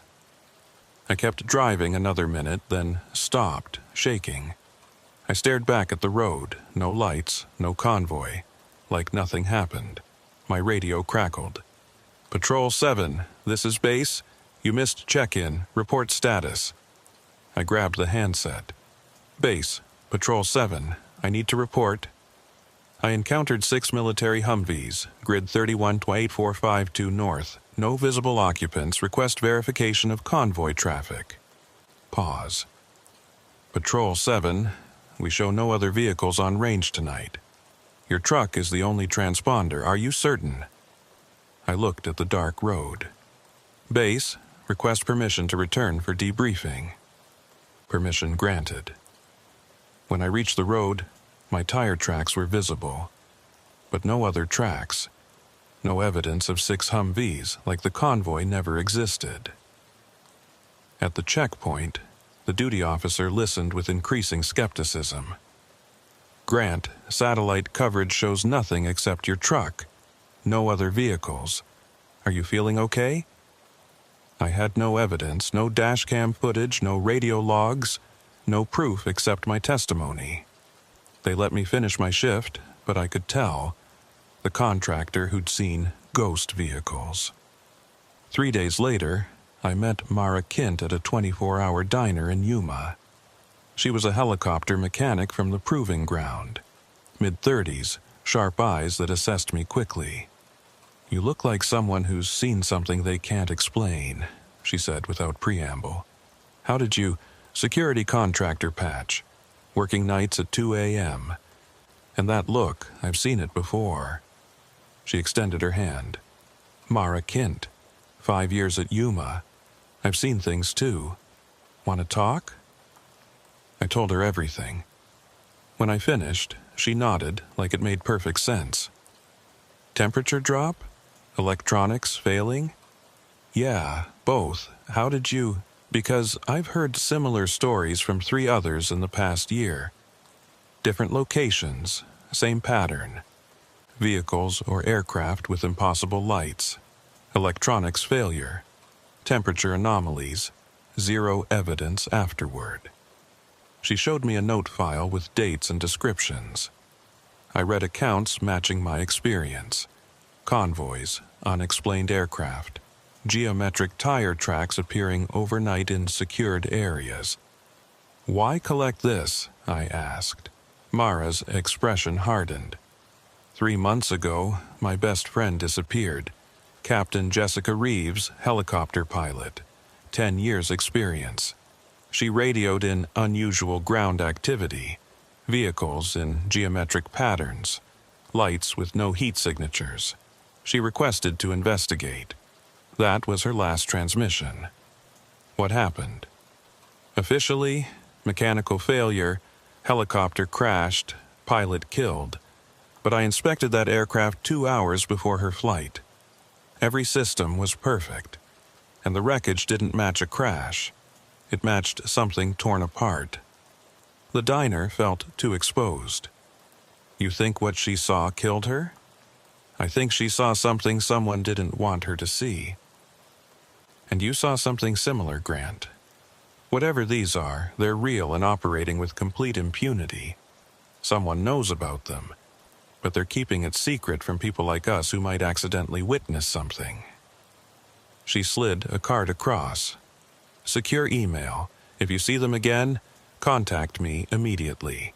And be careful. If what happened to Jessica was connected, we're playing a dangerous game." I pocketed the card, feeling like I'd crossed an invisible line. "One more thing," she said at the door. "When you see them again, and you will, don't approach. Just observe and document. Whatever they are, they notice when you get too close." The next 3 weeks passed without incident. Everything was normal. So normal, I started wondering if I'd imagined the convoy. Maybe the duty officer was right about isolation fatigue, but I couldn't explain the missing shadow. Couldn't rationalize the temperature drop or those lights tracking my truck. And I couldn't forget Mara's warning about Jessica. I started keeping detailed logs, timestamps, GPS coordinates, weather, temperature, EMF readings. Every aircraft, every test detonation, everything. If there was a pattern, meticulous documentation would find it. On November 8th, 22 days later, I saw them again. 2:17 a.m. Southern Perimeter Road, 15 miles from the first encounter. Clear night, 48 degrees, no scheduled tests. I just completed radio check-in when I rounded a curve and saw them. 4 vehicles this time. Same configuration, perfectly spaced, impossibly bright, arranged across the road. My stomach dropped. I stopped 100 yards back and grabbed my phone, keeping it charged and ready after the last time. I opened the camera and started recording, narrating everything. November 8th, 2:17 a.m., grid 317823 north, 1134156 west. Visual contact with 4 stationary vehicles. Lights active, no movement. I tried military radio. Static. But my civilian handheld worked fine. Whatever blocked military frequencies didn't affect civilian bands. I kept recording and drove forward. Approaching to 50 yards, temperature dropped from 48 to 42 degrees in 30 seconds. 4 Humvees confirmed, desert tan, proper markings. I stopped and took zoomed photos. The license plates were readable but nonsensical. Combinations like dozen and 101 instead of proper military codes. Exiting vehicle. Time now 2:19 a.m. The temperature drop hit like a wall. My phone's sensor showed 28 degrees, 20-degree drop in under 2 minutes. I approached the rear vehicle, filming everything. The interior looked wrong through the window. Too perfect, like 3D models rather than real objects. No wear, no dust, pristine to the point of being unreal. I tried the door. Locked. Checked the hood. Cold, no engine heat. But the headlights burned bright, and looking underneath I saw the light started 6 inches in front of the assemblies projecting from empty air. Headlights appear to have no point of origin, I narrated. Light begins mid-air approximately 6 inches from vehicle surface. I stood in front of them again. Same impossible result, no shadow. I waved my arms, jumped. Might as well have been a ghost. My phone chimed. Low battery at 12%, dropping from 94%. These things drained power. I moved back to my truck and connected the charger. The video had captured everything. The vehicles, temperatures, my shadow test. Then the convoy moved. Not drove, moved. The vehicles lifted 2 inches off pavement and glided forward without wheels spinning. No engine sound, no exhaust. Just perfect formation at 15 miles per hour. I followed, filming through my windshield. Convoy is mobile. No visible propulsion. Vehicles hovering above road surface. They traveled 3 miles, following road curves perfectly, then stopped at a wide section near an observation bunker. The headlights began dimming gradually over 30 seconds. As they dimmed, temperature climbed on my dashboard. When the lights went completely out, the vehicle settled onto pavement with a soft sound, both mechanical and organic, like an exhalation. They sat there for exactly 10 seconds. Then they vanished. One moment, 4 solid Humvees, the next moment empty pavement. No fade, no distortion. Instantaneous transition from presence to absence. I sat stunned, still recording. Let it run another 5 minutes, documenting empty space, recording my commentary. They're gone. Completely gone. Time 2:34 a.m. Vehicles vanished instantaneously. No tire marks, no evidence. Temperature returned to 46 degrees, approaching the location. I drove forward, examining the pavement with my flashlight.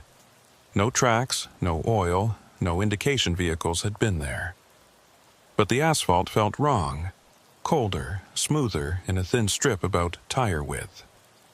I photographed the surface anomaly, then tried my military radio. It worked fine now. Base, Patrol 7. Need to report another incident. Go ahead, Patrol 7. Visual confirmation of unauthorized vehicles. Grid 31.7645 north, 113.4298 west. 4 military Humvees, unusual behavior. They've departed, but I have video documentation. Long pause. Patrol 7. We show no other vehicles. Can you describe them? Standard Humvees hovering above road, no heat signature. I have 17 minutes of video footage. Request permission to return and submit evidence. Patrol 7, maintain position. Supervisor en route. ETA 20 minutes. Colonel Sarah Edmonds arrived 23 minutes later with 2 MPs. Her presence, a full colonel for a contractor's report, was unusual. Mr. Sally, show me where this occurred. I walked her through everything. She listened without comment, expression unreadable. The MPs photographed the road surface, including the unusual texture areas. "I have video," I said, showing my phone. "Everything I described is recorded." She watched the entire recording, face growing serious. When finished, she handed the phone to an MP and turned to me. "Mr. Sally, come with us to main office for detailed debriefing. This raises serious security questions." Over 3 hours, I was interviewed by Colonel Edmonds, intelligence officers, and eventually a 3-star general who'd flown in specifically. They watched the video multiple times, studied EMF readings, examined the data. "The void formation," the general said, replaying a section. "You're certain this was physical, not optical illusion?" "Sir, my EMF meter registered field strengths requiring a small power plant's worth of power. Temperature drop recorded by 3 thermometers. This was physical and real." The general looked at the civilian from before. "Mr. Sally, what you witnessed matches patterns we've tracked for 73 years. We call them convergence events, moments when these entities create temporary entry points into our space. Vehicles, lights, electromagnetic interference, all part of a process we don't understand. But the result is always the same. Void forms, figures appear, they conduct activity, everything disappears." "What are they doing?" "We don't know," the civilian admitted. "Analysis suggests observation, studying our technology. But sometimes they manipulate matter. Road becoming fluid, molecular changes near convergence points. They're not just watching. They're testing boundaries between their reality and ours." "Are they hostile?"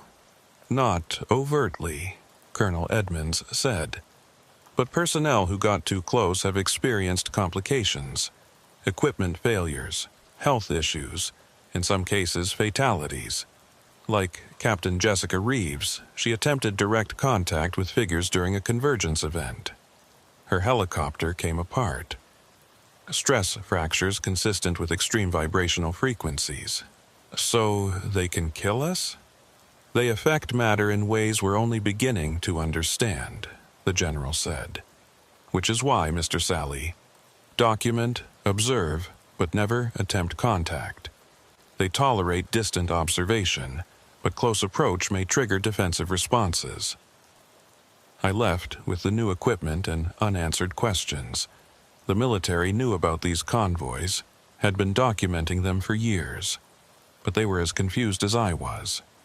I met Mara 2 days later at the same diner. I showed her the video, described the debriefing, the equipment. "They're watching you now," she said. "The equipment is for monitoring you as much as documentation. You're part of their network, whether you like it or not. They know about you too. The colonel implied they're aware of your investigation. Be careful." "I'm always careful, but I'm not stopping." She pulled out her tablet, showing a map covered in red dots. Every documented sighting over 5 years, over 200 incidents. The heaviest concentration was around Yuma, Goldwater, White Sands, and Nellis, but there were outliers too. "Now watch." She applied a time filter showing only the last 6 months. The scattered pattern consolidated into clear clusters, highest at Goldwater. "They're focusing on specific locations, getting more active." She brought up a graph. 6 years ago, 1 or 2 sightings monthly. 3 years ago, 5 or 6. Now we're at 20 to 30 monthly and climbing. She zoomed on Goldwater.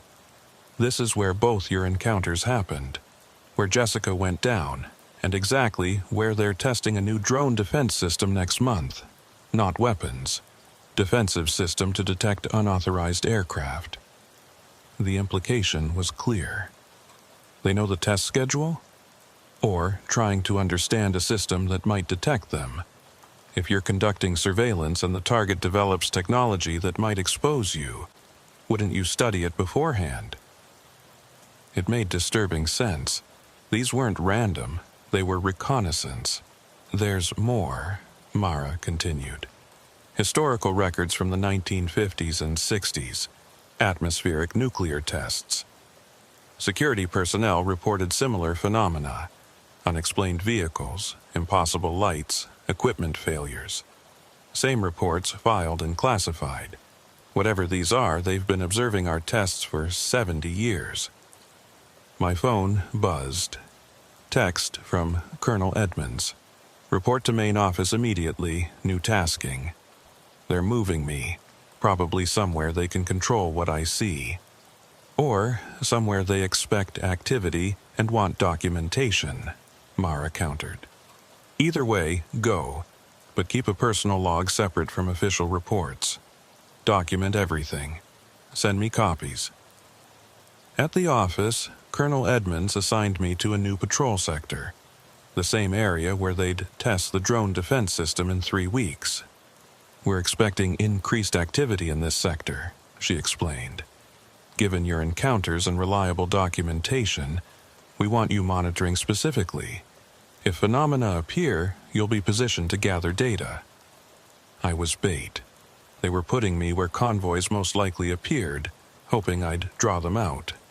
Dangerous, potentially deadly, but also an opportunity for answers. I'll start patrols tonight, I said. The first week in the new patrol sector was quiet. Too quiet. Same routes nightly, documenting everything, reporting every aircraft and distant explosion. But no convoys, no impossible lights, nothing unusual. The silence felt wrong, like calm before a storm.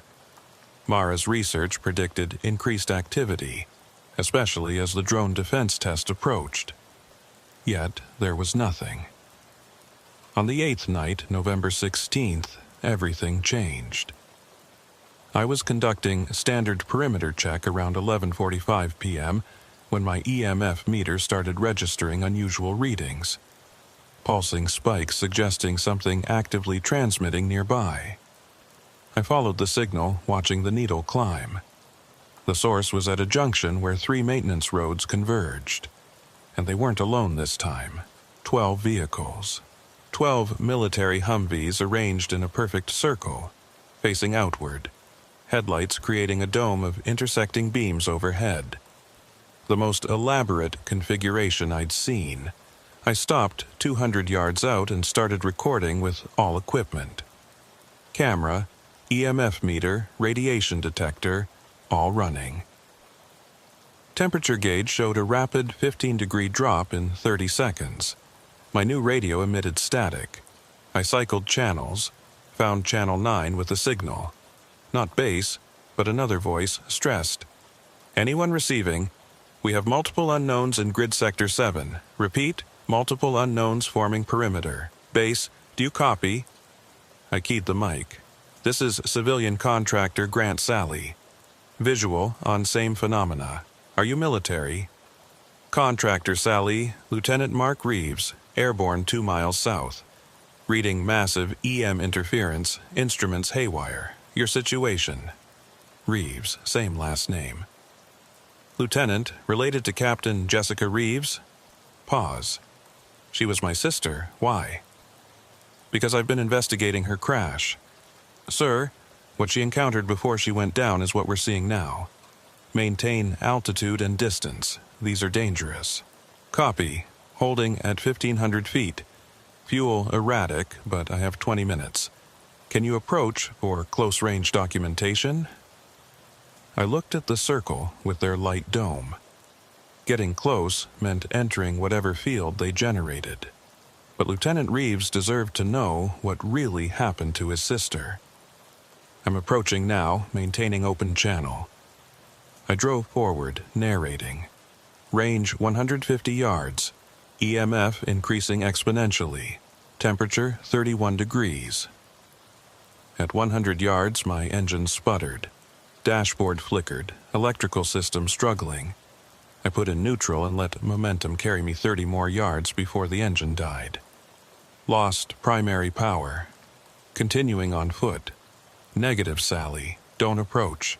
That's exactly what Jessica, his transmission cut. I saw his helicopter in the distance, navigation lights flickering. He was experiencing power drain too, even at altitude. I grabbed my camera and stepped out. The cold hit immediately. Breath in thick clouds, frost forming on my jacket. Maybe 15 degrees. The vehicles sat in their circle. Within the light dome, something was forming. A distortion, like wrong heat shimmer. Light bent around it, creating a spherical darkness in the center. I zoomed in. Through the lens, I saw it clearly, a perfect void growing larger. It looked exactly like radar-documented voids, but seeing it form in real time was profoundly unsettling. From above, Reeves's engine changed note, climbing, but sounding wrong, rough and missing. Sally, getting warnings across the board. Multiple failures need to break off before this brings me down. Understood, get clear. What about you? Getting documentation, just go. His helicopter turned away, engine fading. I was alone. The void suddenly expanded, doubling size instantly. A vibration accompanied it, felt in my chest and skull. A resonance making my teeth ache and vision blur. I kept filming despite instincts screaming to run. This happened to Jessica. I needed to document it. The lights brightened to pain. I looked away, blinking spots. When I could see again, the void had changed. Not empty anymore. Structure inside, geometric patterns like fractals suspended in 3 dimensions. And figures. Tall, impossibly thin, moving with gravity-ignoring grace. 5 of them examining something I couldn't see from my angle. I stepped closer for a better view. All 5 stopped and turned toward my direction. Not toward me specifically, they couldn't see through the light dome, but they'd sensed my movement. One raised what might have been an arm. The gesture was fluid and alien. The void responded. It collapsed inward, shrinking from 50 feet to 10 in under a second. Headlights dimmed simultaneously. Temperature started climbing, warmth returning, frost melting. The void and figures faded, becoming translucent, then transparent, then gone. But the vehicles remained, still in their circle, lights now at normal intensity. I approached the nearest Humvee, still recording. Up close, the paint wasn't just clean, perfect. No imperfections, just flawless color absorbing light. Tires showed no wear, no dust. I touched the hood. Solid, real metal, cold. I knocked, hollow metallic response. But looking underneath, I saw something impossible. No mechanical components. No drive shaft, transmission, fuel tank. Just smooth surfaces and empty space. These were shells with no functional internals. They couldn't drive because they had no engines. I moved to the next vehicle. Same thing, then the next. All 12 were hollow shells, physical objects with no mechanical basis. These weren't vehicles, they were constructs, 3-dimensional projections given physical form. I was so focused I almost didn't notice when they started sinking. Not collapsing, sinking, pulled down into pavement itself. The road rippled around each vehicle, becoming fluid. I stepped back and filmed it. 30 seconds for all 12 to disappear below ground, pavement flowing like water. When completely submerged, the road solidified again. Normal asphalt with no indication anything passed through. I knelt and touched the spot. Pavement felt normal, rough, solid. Just road surface that moments before had been behaving like liquid. My radio crackled. Patrol 7, this is base. Received partial transmission from Lieutenant Reeves reporting phenomena. Your status? Base, Patrol 7. I have extensive video and sensor data. Request permission to return for debriefing. Permission granted. Proceed to main office. Colonel Edmonds is waiting. The debriefing lasted 6 hours. Colonel Edmonds, the civilian, 2 intelligence officers, and eventually a 3-star general. They watched video multiple times, studied EMF readings, examined radiation data. The void formation, the general said, replaying it. You're certain this was physical, not optical illusion? Sir, my EMF meter registered field strengths requiring a power plant's worth of power, temperature drop recorded by 3 thermometers, and Lieutenant Reeves observed the same from altitude before his helicopter experienced failures. This was physical and real. And you saw figures inside? Humanoid shapes?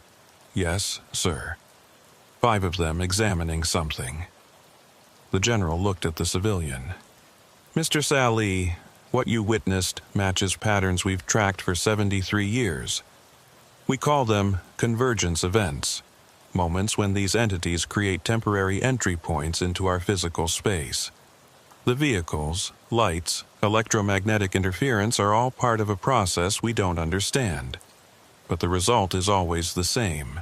Void forms, figures appear, they conduct activity, everything disappears. What are they doing?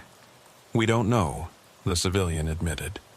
Analysis suggests observation, studying our technology, but they also manipulate physical matter, road becoming fluid, molecular changes near convergence points. They're not just watching, they're testing boundaries between their reality and ours. The civilian's expression darkened. Captain Reeves attempted direct contact with figures during a convergence event. She hovered too close, ignored warnings.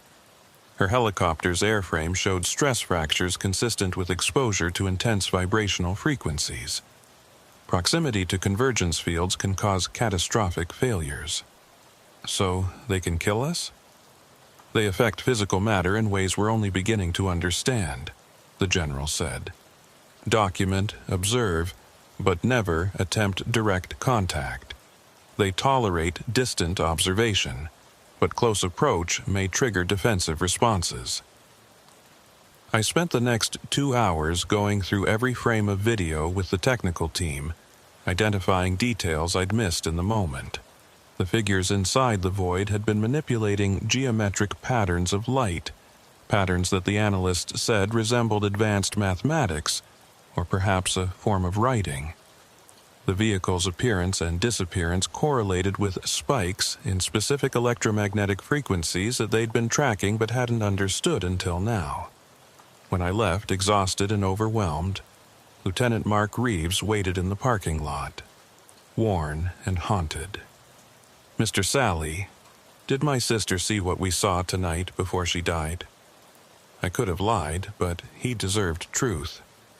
Yes, based on what I learned, she encountered a convergence event. She got too close trying to understand, and it cost her life. I'm sorry. He nodded slowly. At least now I know. At least I know she wasn't crazy or careless. She saw something real, something extraordinary. That's better than thinking she made mistakes. Your sister was brave. These are terrifying, but she approached them because that's what good officers do. Are you going to keep investigating? Yeah. Someone needs to figure out what they're doing here. And I'm apparently one of the lucky few who encounters them regularly and lives to tell about it. Be careful. Don't make Jessica's mistake. Don't get too close. I promised I wouldn't.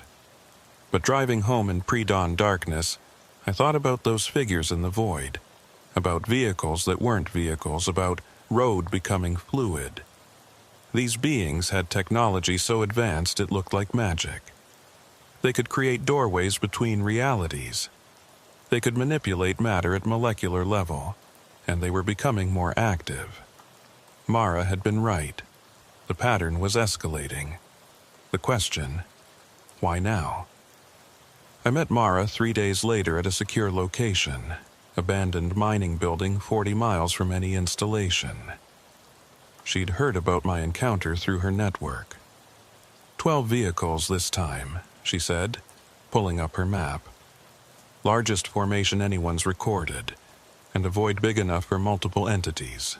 Major escalation. The general called it a convergence event. They've been tracking these for 7 decades, but they still don't know what the entities are or their purpose. She zoomed on Goldwater.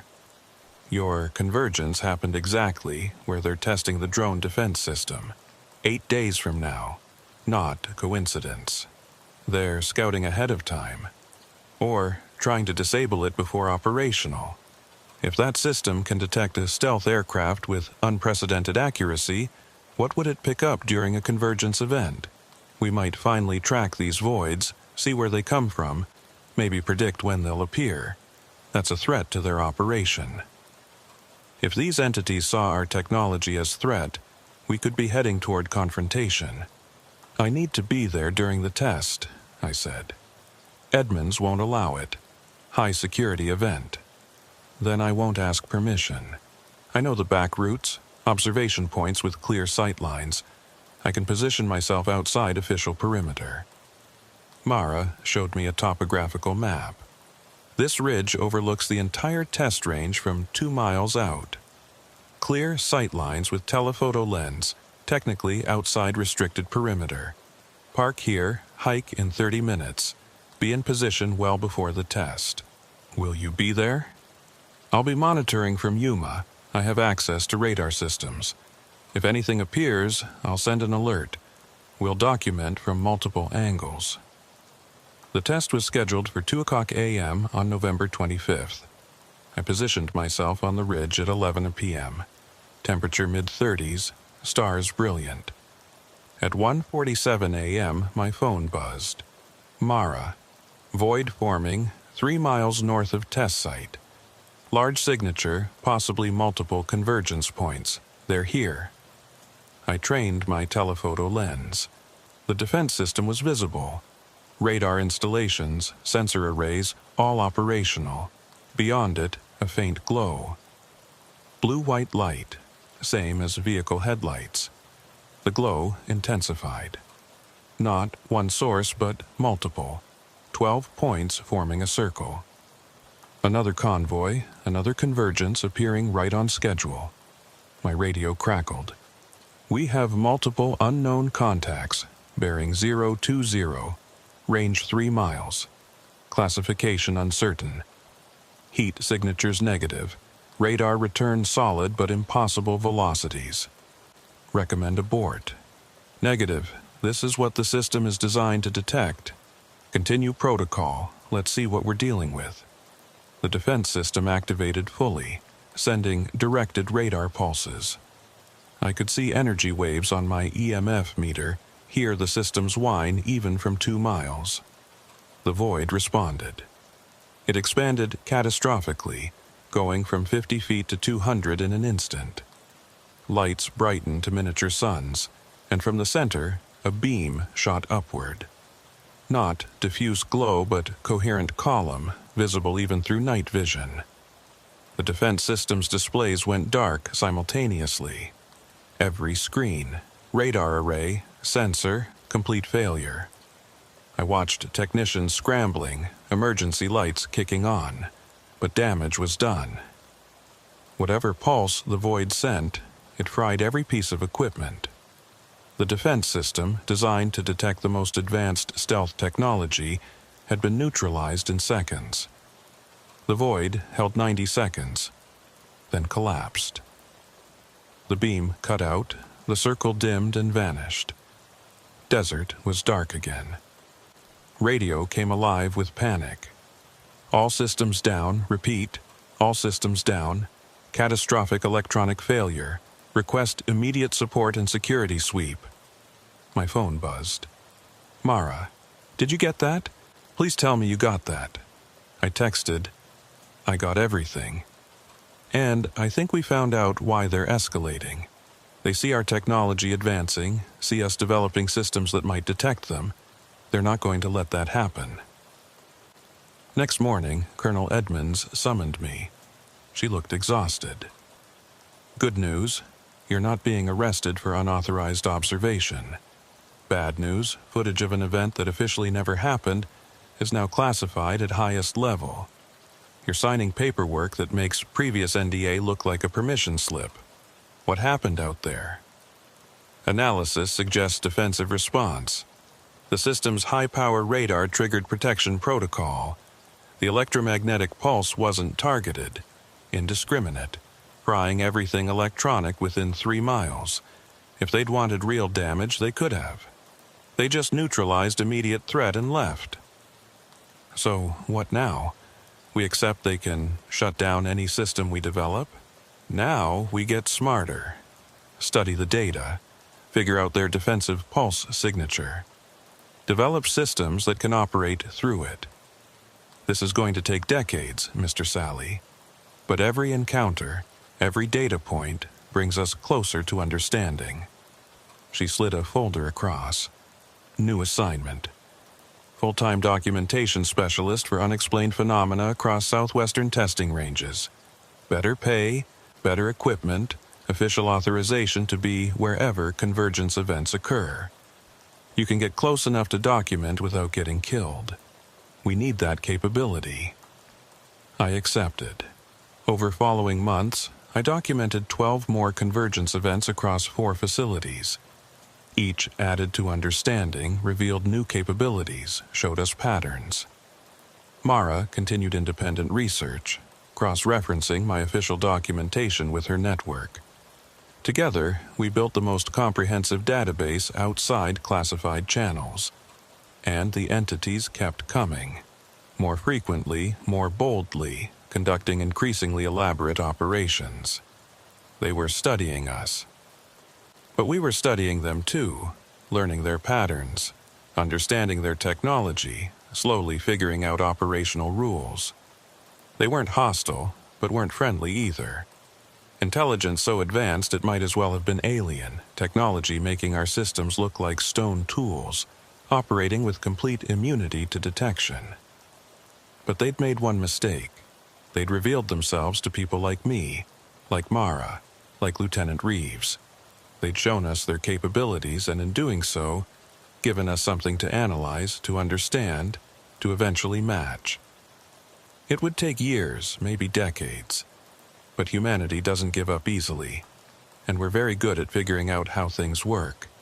The empty convoys, the shadowless lights, the convergence voids, all data, all information.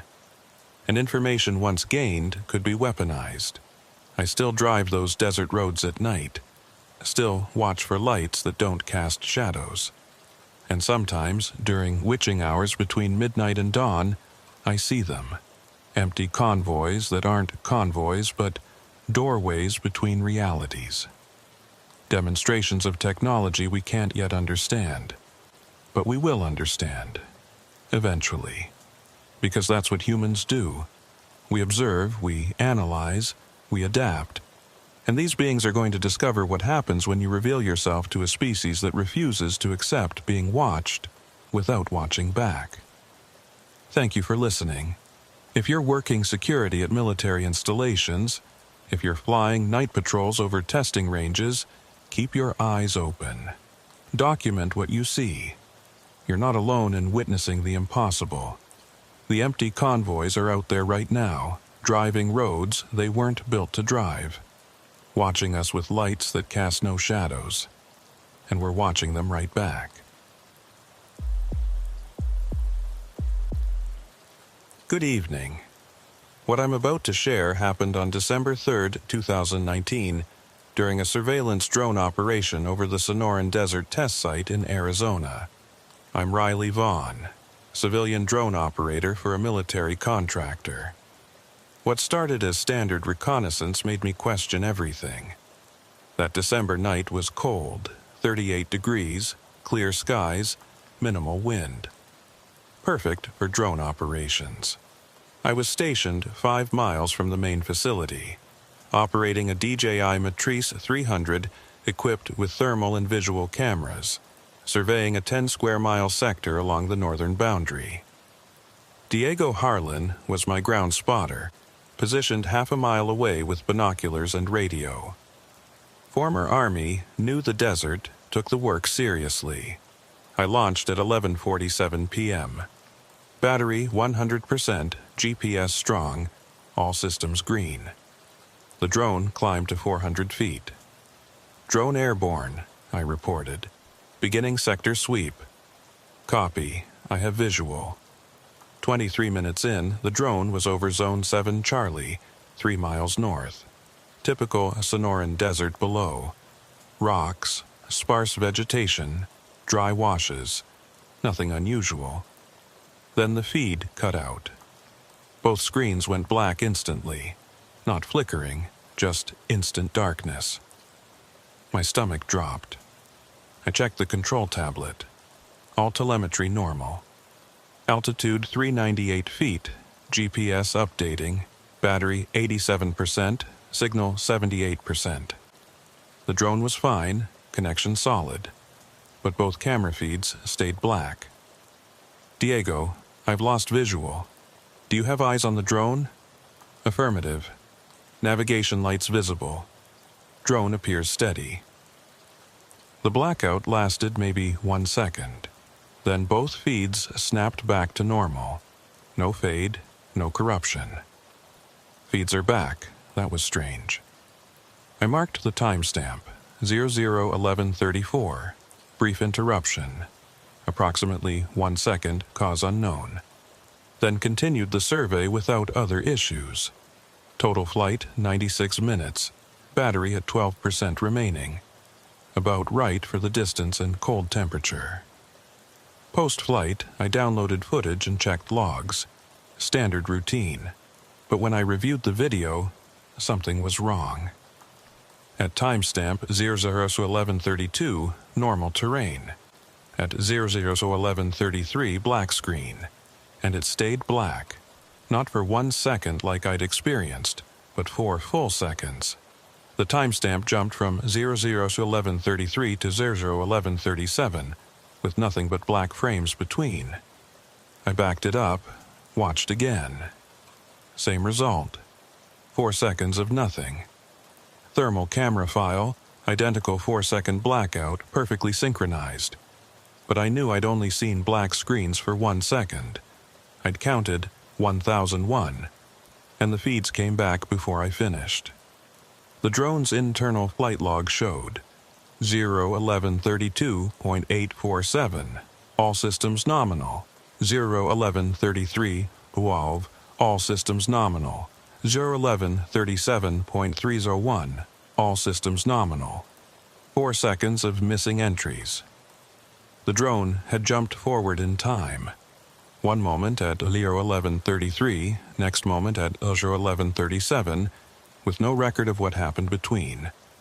Why had I only experienced 1 second when the actual duration was 4? I radioed Diego. That feed interruption, how long did it last from your perspective? Pause. Maybe a second. Why? Because the footage shows 4 seconds, and the logs show a 4-second timestamp gap, but both of us only perceived 1 second. That doesn't make sense. Come over. I want you to see this. Diego arrived 15 minutes later. I showed him everything. He checked the data himself, came to the same conclusion. Something had happened during those 4 seconds that neither of us witnessed, and the drone had no memory of recording. Buffer error? He suggested. Both cameras and flight computer? Identical corruption at the exact timestamp. That's not a buffer error. I pulled up the GPS coordinates from the blackout. 32.8423 DGN, 113.1876 DGWW. Cross-referenced with our sector map. Unremarkable desert in northern Zone 7. Charlie, about 200 yards east of a dry wash. We should fly over it again, Diego said. See if we can replicate it. I checked the time, 02:17 a.m. You want to go back out tonight? Might as well, if something's causing interference. It could be a security concern. He had a point. I prepped the drone with backup recording on a separate device. Diego repositioned with clear sight to where the first blackout occurred. Ground spotter in position. Diego radioed at 02:34. 800 yards south of target coordinates.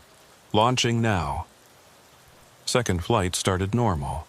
I flew directly to the anomaly coordinates, approaching from south at 400 feet. Same terrain. Empty desert, rocks, minimal vegetation.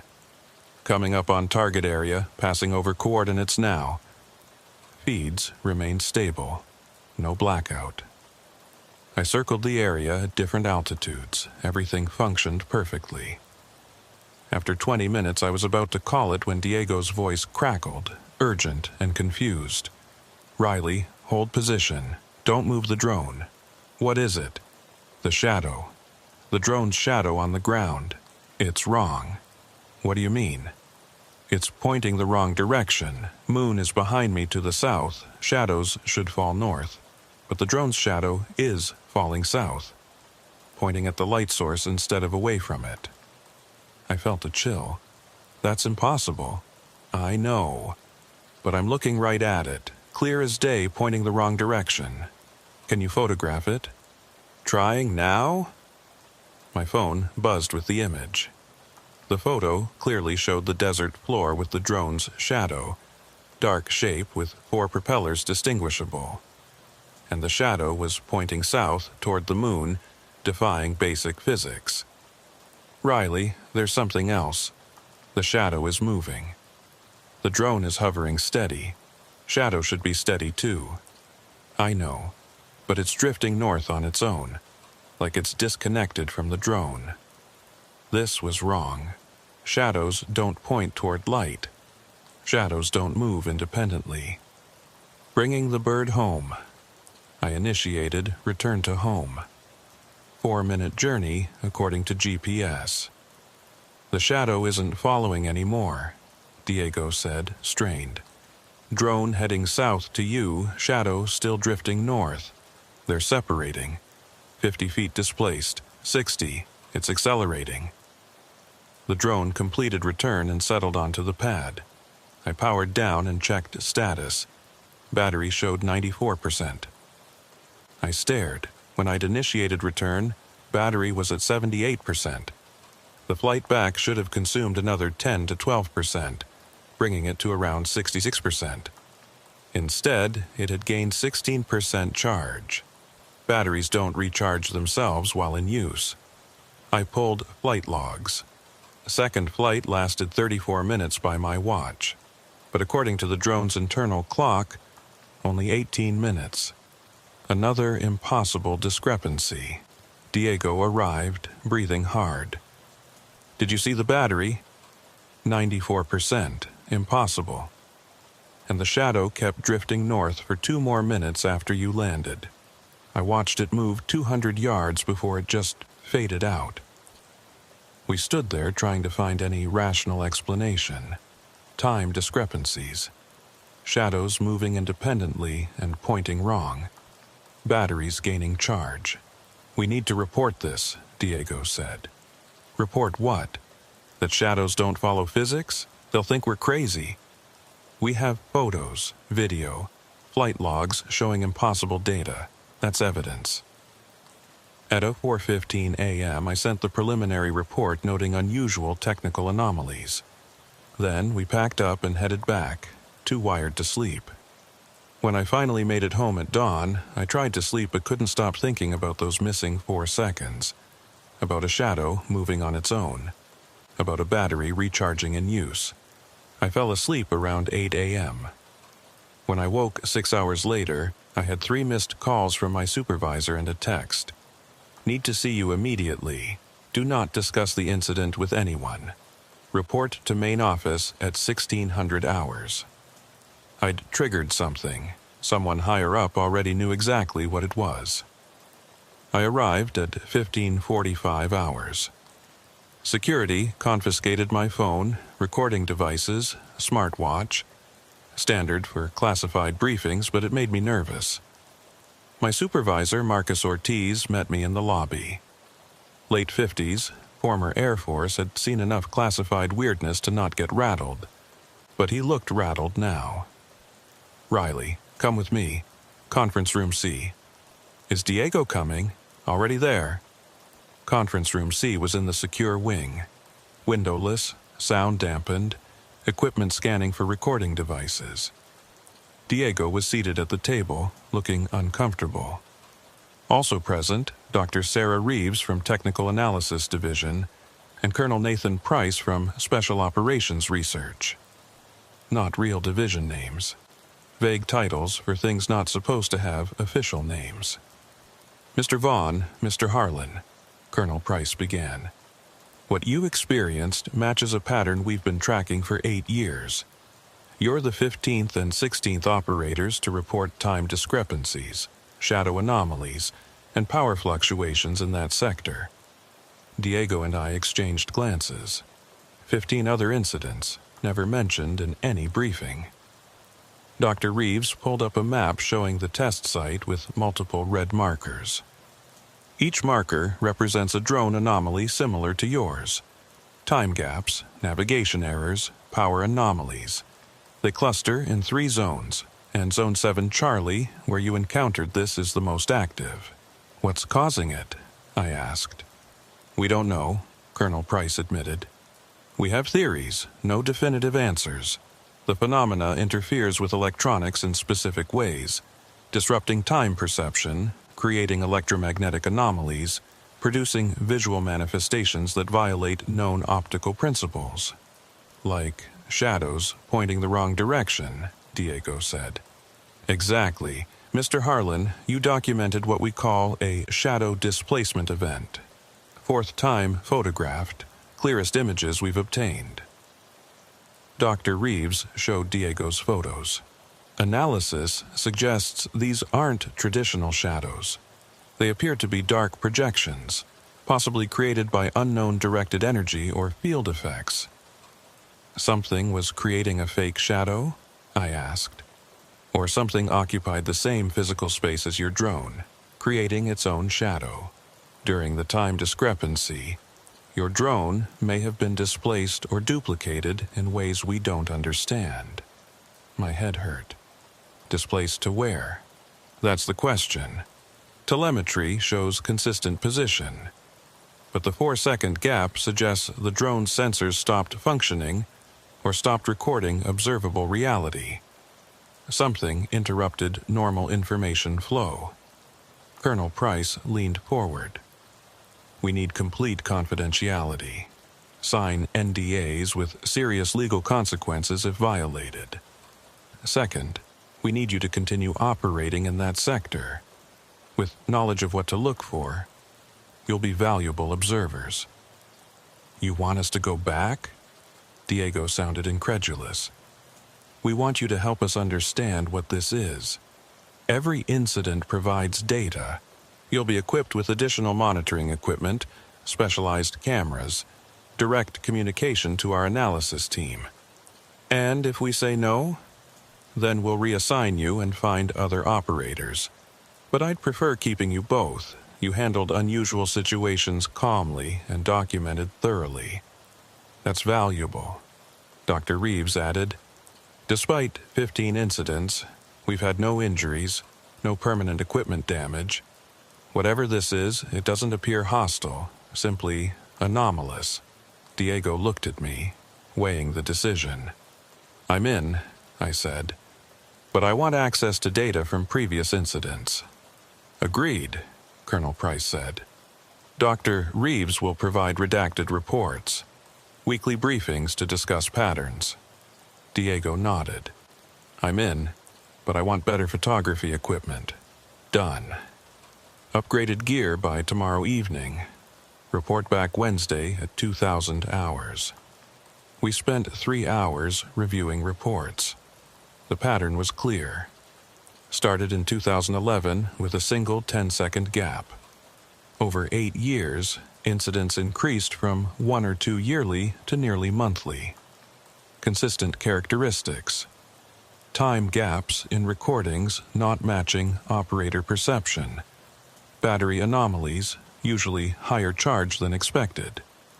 Visual anomalies including shadow displacement. Strong electromagnetic field readings. No timing pattern. Different hours, weather, altitudes, but one pattern stood out. Every incident within 5 miles of specific coordinates, 32.85117 degrees N, 113.193 degree W, heart of Zone 7, Charlie. Has anyone investigated these coordinates directly? I asked. Multiple ground surveys. Nothing there. Just desert, rocks, dry wash. No structures, no unusual geological features. Diego had been studying chronologically. Frequency is increasing. 2011 to 2015, 1 per year. 2016 to 2017, 3 yearly. 2018, 8 incidents. 2019, 15 so far.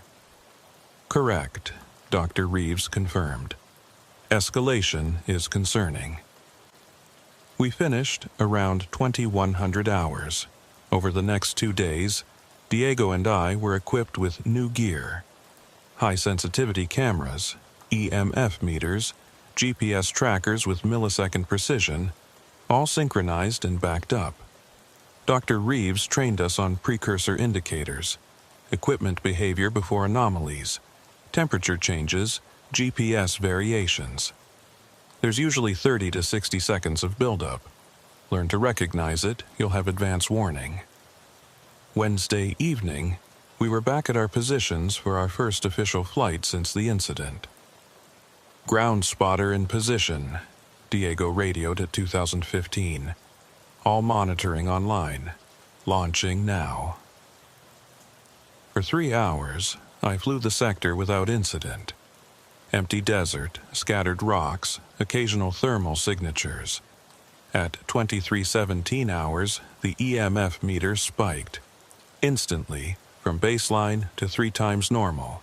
GPS dropped from 9 satellites to 4. Compass rotating slowly, the drone held steady. Diego, I'm seeing precursor indicators. EMF spike, GPS degradation, compass anomaly. Are you getting anything on your instruments? Affirmative. My EMF meter just went crazy. And Riley, the temperature just dropped. I'm reading 42 degrees, which is wrong. It was 54 degrees 30 seconds ago. I checked the drone's location. It was approaching the center coordinates that Dr. Reeves had identified, the focal point where all previous incidents had clustered. I'm at the hot spot, I reported. Continuing surveillance.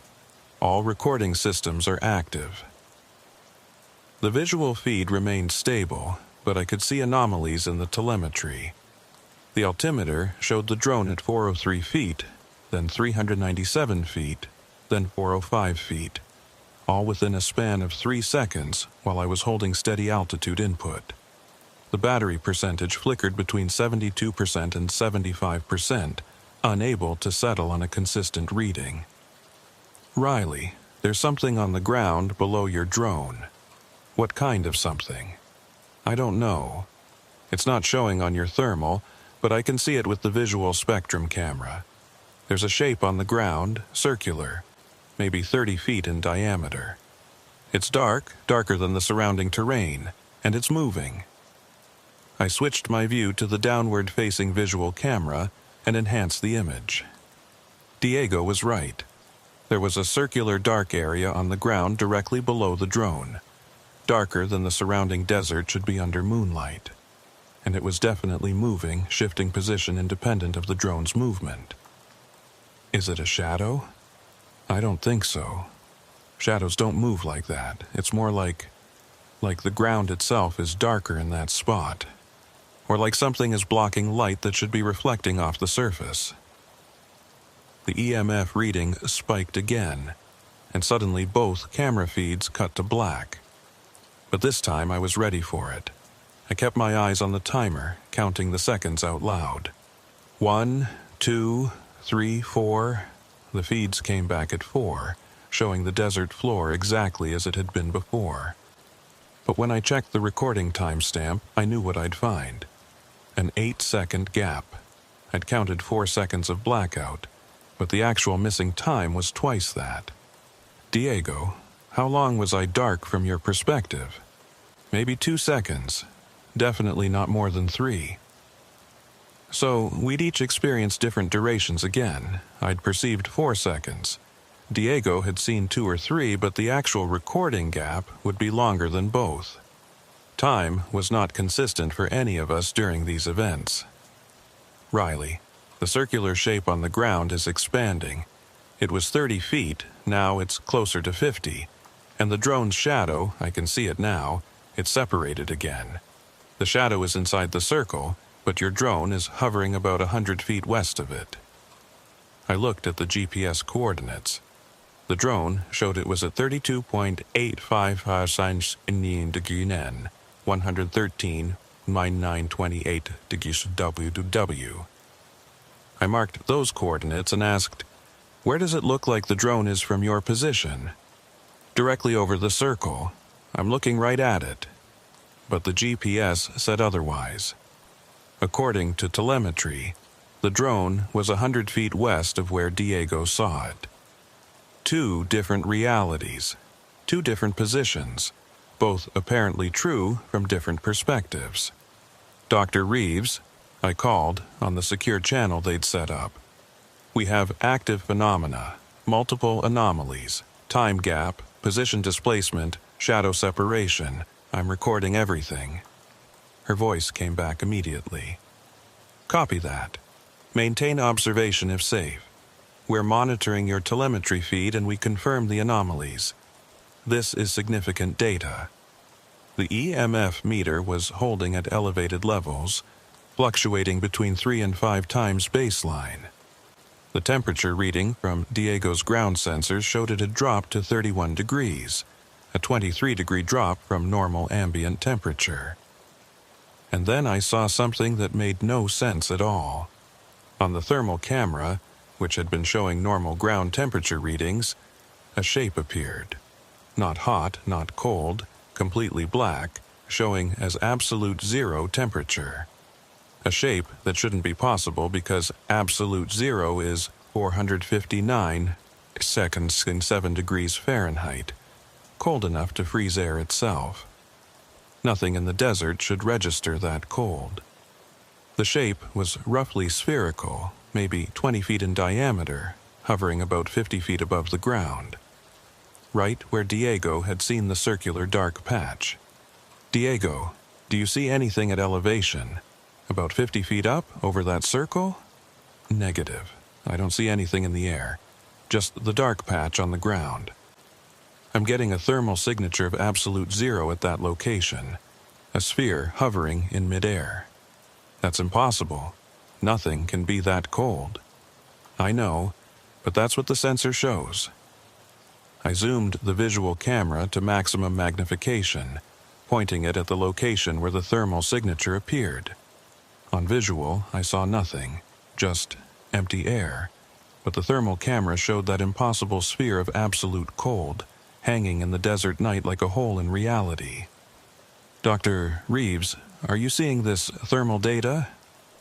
"We're seeing it. It matches 3 previous incidents where operators reported similar absolute 0 signatures. We don't have an explanation for it." The sphere began to move. Not quickly, but deliberately, drifting north at what looked like maybe 5 miles per hour. As it moved, the circular dark patch on the ground moved with it, maintaining position directly below the sphere. "It's moving," I reported.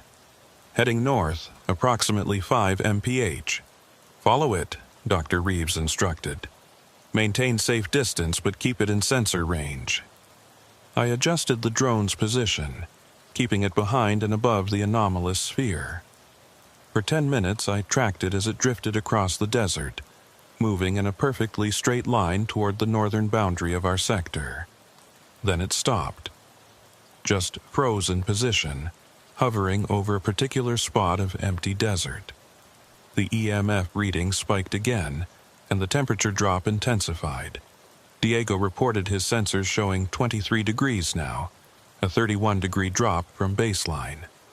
The sphere on my thermal camera began to change. It expanded, doubling in size over the course of maybe 15 seconds, growing from 20 feet to 40 feet in diameter.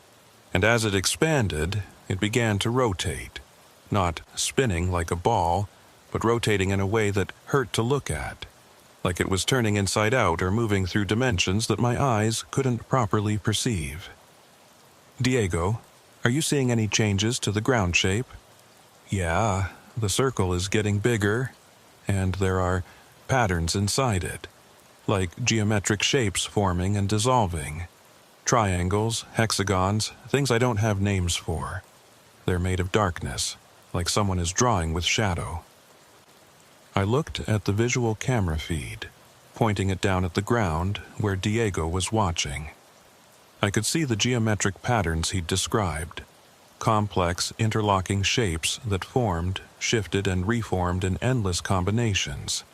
Dark patterns against darker ground, visible only because of the contrast with the surrounding illuminated desert. And then the sphere vanished, not gradually, but in an instant. One frame showing the absolute zero signature on thermal, the next frame showing normal air temperature, like it had never been there. The geometric patterns on the ground faded more slowly, dissolving over maybe 10 seconds until the desert floor looked normal again. The EMF readings dropped back to baseline. The temperature began climbing back toward normal levels. Whatever it had been, it was gone. Phenomenon has ended, I reported. All instruments returning to normal readings. Diego, confirm visual?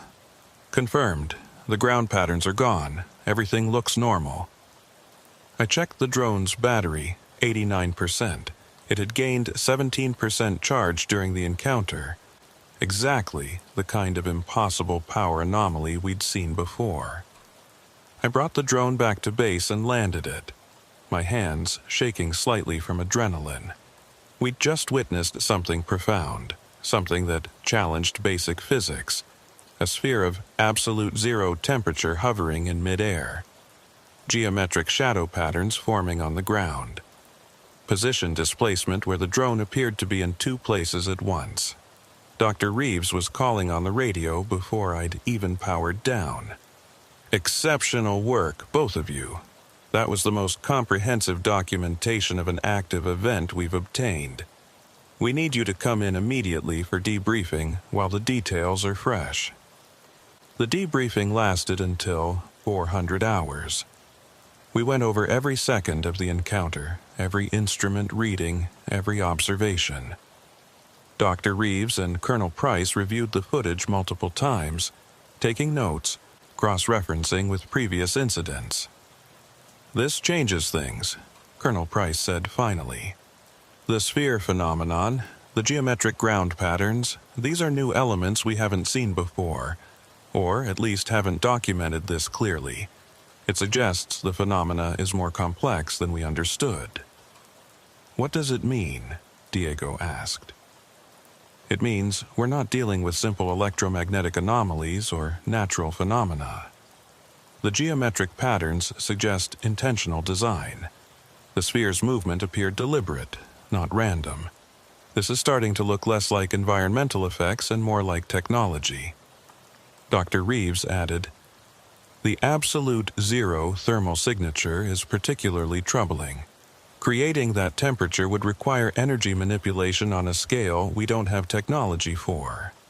If something can create localized zones of absolute zero in open air, it's operating on principles we don't understand." "So, what are we looking at?" I asked. "What's your best theory?"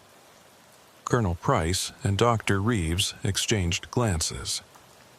Finally, the colonel said, "Our best theory is that we're observing some form of advanced technology, either experimental human technology that's being tested without our knowledge, or something non-human in origin. The patterns, the precision, the seemingly impossible physics, it all suggests engineering rather than natural phenomena. Non-human technology. They were saying it without saying it. UAP, the thing I'd been trying not to think about. If it's non-human, Diego said quietly, then what does it want? Why is it here? We don't know, Dr. Reeves admitted. It doesn't communicate. It doesn't interfere beyond creating these localized anomalies. It observes.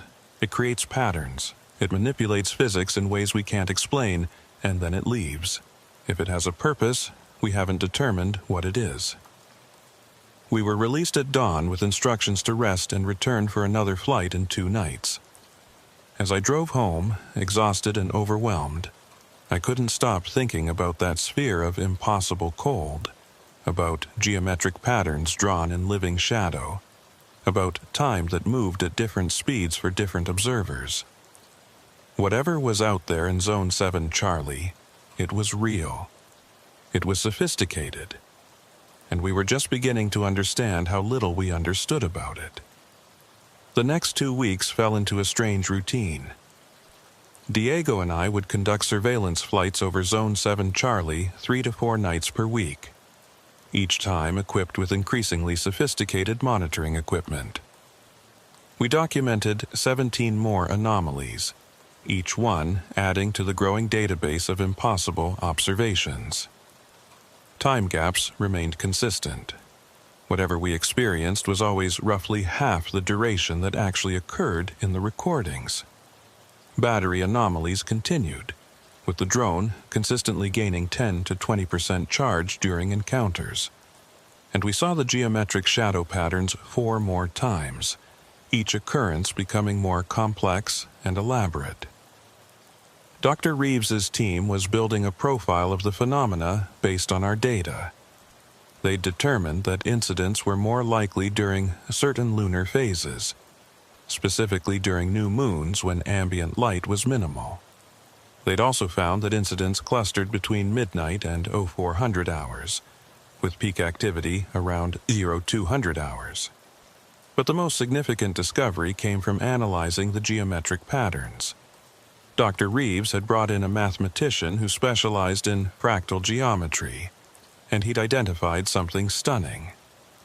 The patterns weren't random. They were mathematical progressions, each one building on the previous pattern in a sequence that suggested deliberate communication or perhaps information encoding. "Look at this," Dr. Reeves said during one of our weekly briefings, showing us a series of screenshots from different incidents. Pattern 1 from November 28th. Pattern 2 from December 3rd. Pattern 3 from December 10th. Each one incorporates elements of the previous pattern, but adds new complexity. It's like watching someone teach a mathematical lesson, building concepts step by step. "What's it trying to communicate?" I asked. "We don't know. The patterns use base 6 mathematics, which is unusual. Human mathematics typically uses base 10. The choice of base 6 might be significant. It could indicate something about how the intelligence behind this thinks, or it could be chosen specifically because it's different from our typical mathematical framework." Diego had been studying the patterns himself, spending his downtime between flights analyzing the images. What if it's not trying to communicate with us? What if we're just seeing the side effects of whatever it's actually doing? "Explain," Colonel Price said. "Well, if you're using technology that manipulates space-time or whatever physics lets you create absolute zero spheres in open air, maybe these patterns are just exhaust. Like if someone from the 1800s saw engine exhaust from a car, they might think the smoke patterns were deliberate communication, but really they're just a byproduct of combustion." Dr. Reeves nodded thoughtfully. "That's actually a reasonable hypothesis. We might be interpreting operational byproducts as intentional signals. But that didn't feel right to me. The patterns were too precise, too deliberately placed. And there was something about the timing, the way phenomena always occurred when we were actively observing with drones. Like whatever this was, it was aware of our presence and chose to manifest when we were watching. On December 18th, 3 weeks after my first encounter, something changed. We were conducting our standard survey pattern when the EMF meters spiked to the highest levels we'd recorded. 7 times baseline, far beyond any previous incident. The temperature drop was immediate and severe, going from 47 degrees to 19 degrees in less than 30 seconds. Dr. Reeves, we have major precursor indicators, I reported. EMF at 7 times baseline, temperature drop of 28 degrees. This is bigger than anything we've seen. Copy that. Are you seeing visual manifestations? Not yet. Stand by. I kept the drone steady, all cameras recording, all instruments logging data. And then I saw it on thermal. Not one sphere, but three separate zones of absolute zero temperature, arranged in a triangular formation, each one about 30 feet in diameter. Multiple thermal anomalies, I reported. 3 spheres in triangle formation, separation approximately 200 feet between them. Diego, what's your visual? I see them, not as spheres, but as dark columns, like pillars of shadow standing on the ground extending upward. Maybe 100 feet tall. And Riley, there are more geometric patterns on the ground, but these are different. More complex, they're moving. I switched to the downward camera and enhanced the image. The geometric patterns were indeed moving, not static like previous incidents. Lines and shapes were flowing across the desert floor like living things, connecting the 3 dark columns in an ever-changing web of shadow mathematics. The drone's instruments were going haywire. GPS signal dropped to 0. No satellites visible at all. The compass was spinning continuously. Altitude reading fluctuated between 380 and 420 feet, even though I was holding steady input. And the battery percentage was jumping between 67% and 91% in random sequence. We're getting serious instrument degradation, I reported. GPS is gone, compass unusable, altimeter unreliable. Can you maintain visual control? Dr. Reeves asked. Affirmative, but I'm flying on visual reference only. I've lost all navigation aids. That's when the drone's shadow separated again. But this time, instead of drifting away slowly like in previous incidents, it moved with purpose. I watched on my monitor as the shadow, clearly visible on the moonlit desert, traveled from below the drone's actual position toward the 3 dark columns, moving at maybe 20 miles per hour. The shadow is moving toward the columns, Diego reported. It's like it's being pulled toward them. As I watched, the shadow reached the nearest column and merged with it, disappearing into the darkness. And at the same moment, the visual feed cut to black. I counted. 1, 2, 3, 4, 5, 6. The feed came back at 6 seconds. I immediately checked the timestamp. The gap in recording would show 12 seconds, I was certain. Whatever was happening, it was escalating, doubling the time displacement with each major incident. Diego, how long was I dark? 3 seconds. Maybe 4. Different time perceptions again, but now with a bigger discrepancy. I'd counted 6 seconds. Diego had seen 3 or 4, and the recording would show 12. Time was becoming increasingly unstable during these encounters. The 3 columns on the ground began to move, gliding across the desert in perfect triangular formation. The geometric patterns flowed between them, maintaining the connections as they traveled. And as they moved, I noticed something on the thermal camera that made my breath catch. Inside each column, there was structure. Not the featureless absolute zero that I'd seen before, but patterns within the cold, shapes that looked almost mechanical, like seeing the internal workings of some impossible machine rendered in gradients of impossible temperature. Dr. Reeves, I'm seeing internal structure in the thermal anomalies. They're not uniform. There are patterns inside them, almost like components or systems. We're seeing it on our monitors. Can you get closer for better imaging? I hesitated. Every incident report had emphasized maintaining distance. But this was unprecedented, visible internal structure and phenomena that had previously appeared featureless. This could be the breakthrough they'd been waiting for. "Moving in," I said. "Closing distance to 200 feet. As the drone approached, the columns stopped moving. They held position, arranged in their perfect triangle, the geometric patterns on the ground stabilizing into a complex, stationary design, like they were waiting. "Riley, I don't think you should get any closer," Diego said. "This feels wrong, like they're aware of you."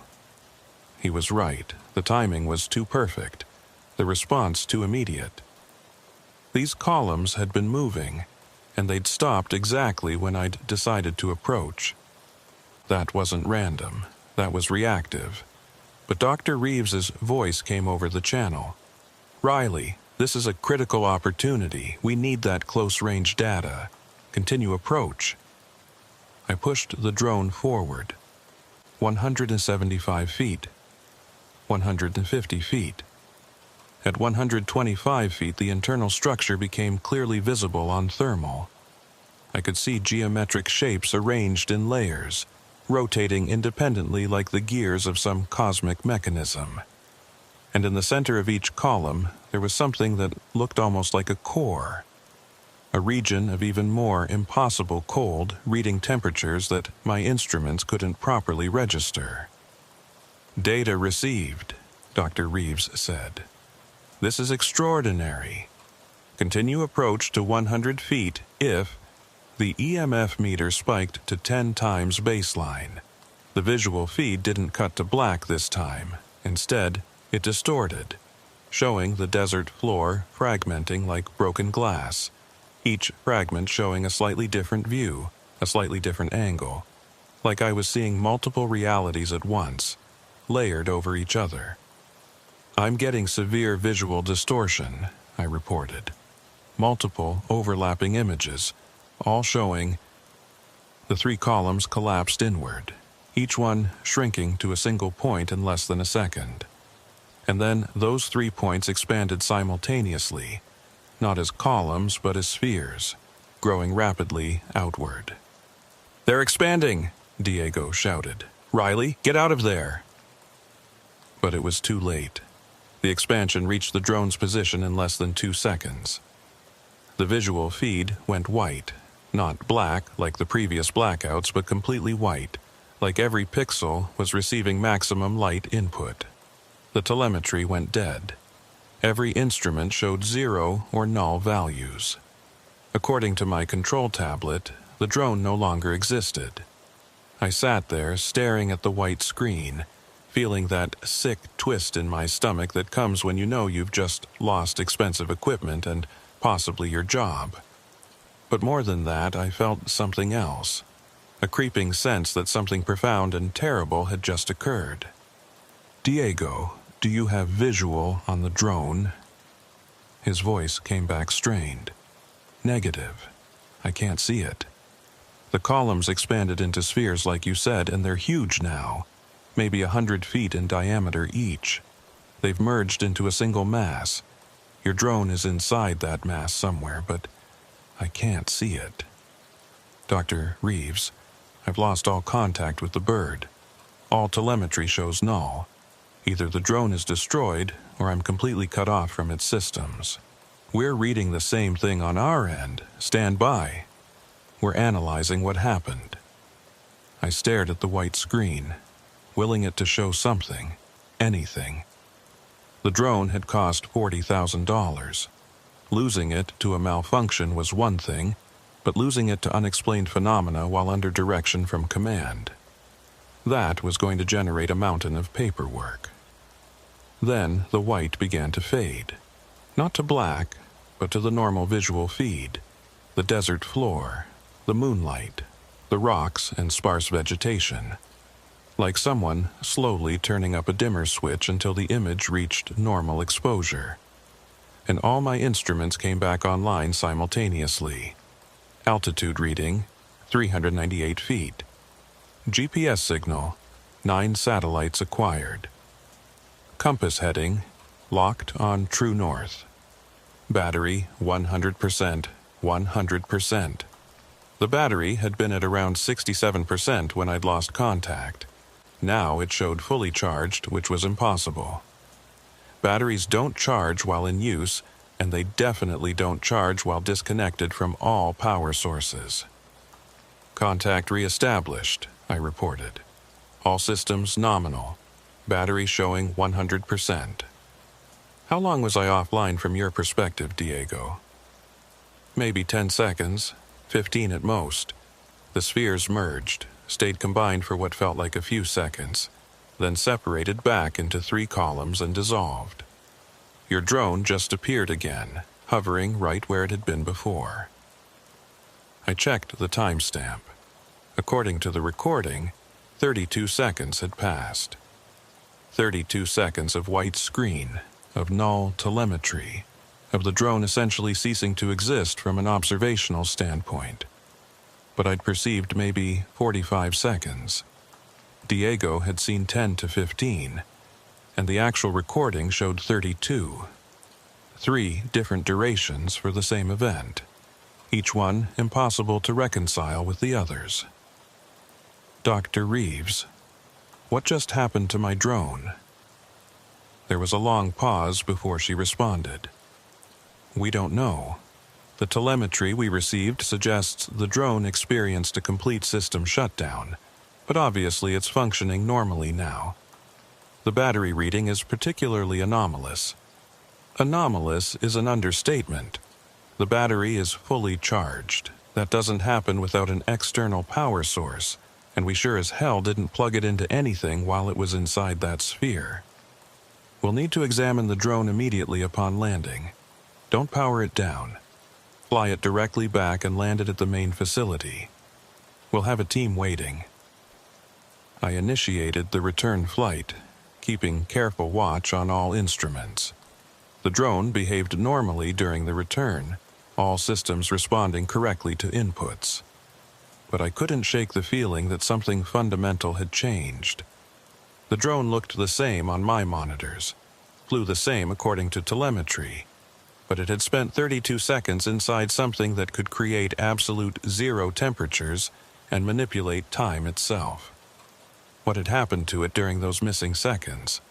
What had those spheres done? The drone landed at the main facility at 0237 hours. Dr. Reeves's technical team was waiting with equipment I'd never seen before. Scanners, meters, analysis tools that looked more like something from a research lab than a military base. They immediately began examining the drone while it was still powered on, taking readings and photographs from every angle. Battery really is at 100%, one of the technicians confirmed. And according to the battery management system logs, it never discharged below 67%. It's like the battery was replaced with a fully charged unit while the drone was inside the phenomenon. Another technician was examining the drone's exterior with what looked like a Geiger counter. I'm getting residual electromagnetic signatures. Pattern is consistent with exposure to extremely high field strength, but there's no damage to the electronics. Whatever field this was, it was intense but precisely controlled. Dr. Reeves had pulled up the flight logs on her laptop, scrolling through the data with a deepening frown. This is impossible. According to the logs, the drone never stopped recording. There are continuous entries for the entire time it was inside the sphere. But the entries show, I don't know how to describe this. It's like the drone was recording something, but the data is encoded in a format we don't recognize. She showed me the screen. Instead of the normal log entries, timestamps, GPS coordinates, system status, there were strings of characters that looked almost mathematical but didn't follow any programming language or notation system I'd ever seen. It looks like base 6 mathematics, I said, remembering the geometric patterns. Like what we've been seeing in the shadow patterns on the ground. You're right. This is a base 6 numerical sequence. But it's not just random numbers. There's structure to it. Pattern. It's data, but we don't have the key to decode it. Colonel Price had arrived during the examination, and he'd been studying the decoded data with increasing intensity. "Dr. Reeves, I need you to isolate this drone from our network immediately. Pull it offline. Disconnect all wireless systems and quarantine it in the secure lab." "Sir?" "That data didn't come from our programming. Something wrote information to the drone's systems while it was inside the phenomenon. We don't know what that information is or what it might do. Until we can decode and analyze it, this drone is potentially compromised." The technicians quickly disconnected the drone's wireless antennas and prepared it for transport to the secure laboratory. As they wheeled it away, I felt a chill that had nothing to do with the December night air. Something had interfaced with the drone's systems. Something had written data in an alien mathematical language directly into the flight computer. This was no longer just observation. This was contact. Direct, unmistakable contact with something that could manipulate our technology on a fundamental level. Diego and I spent the next 4 hours in debriefing, going over every detail of the encounter. Colonel Price brought in additional personnel, people whose credentials I didn't catch, but who asked very specific questions about the sphere's behavior and the drone's response. Finally, around 0700 hours, they released us with instructions not to discuss the incident with anyone and to report back the following evening for additional briefings. As Diego and I walked to our vehicles in the cold dawn light, he said quietly, "That thing rewrote the drone's code. That's what happened, isn't it? Whatever those spheres are, they didn't just observe the drone, they programmed it. That's what it looks like. What do you think the data says? What did they write into the system?" "I don't know. Maybe instructions. Maybe information. Maybe just a signature, like leaving a calling card to prove they can access our technology whenever they want." That's a terrifying thought. He was right. The idea that something could reach into our most sophisticated equipment and rewrite it at will, leaving messages in mathematical languages we didn't understand, that changed everything. This wasn't just an observational phenomenon. This was active engagement with our technology, possibly with us. 3 days later, Dr. Reeves called me for an urgent meeting. She looked like she hadn't slept, which didn't surprise me. Decoding alien mathematics probably wasn't conducive to rest. "We broke part of the code," she said without preamble. The data string contained several distinct segments. The first segment was relatively simple, a mathematical proof showing an understanding of quantum mechanics beyond our current capabilities. It's elegant, sophisticated, and completely correct according to our best physicists. What's the second segment? The second segment is coordinates. 3 sets of precise GPS coordinates, all within in Zone 7's Charlie. Each coordinate is paired with a timestamp, dates and times in the future. She showed me the list.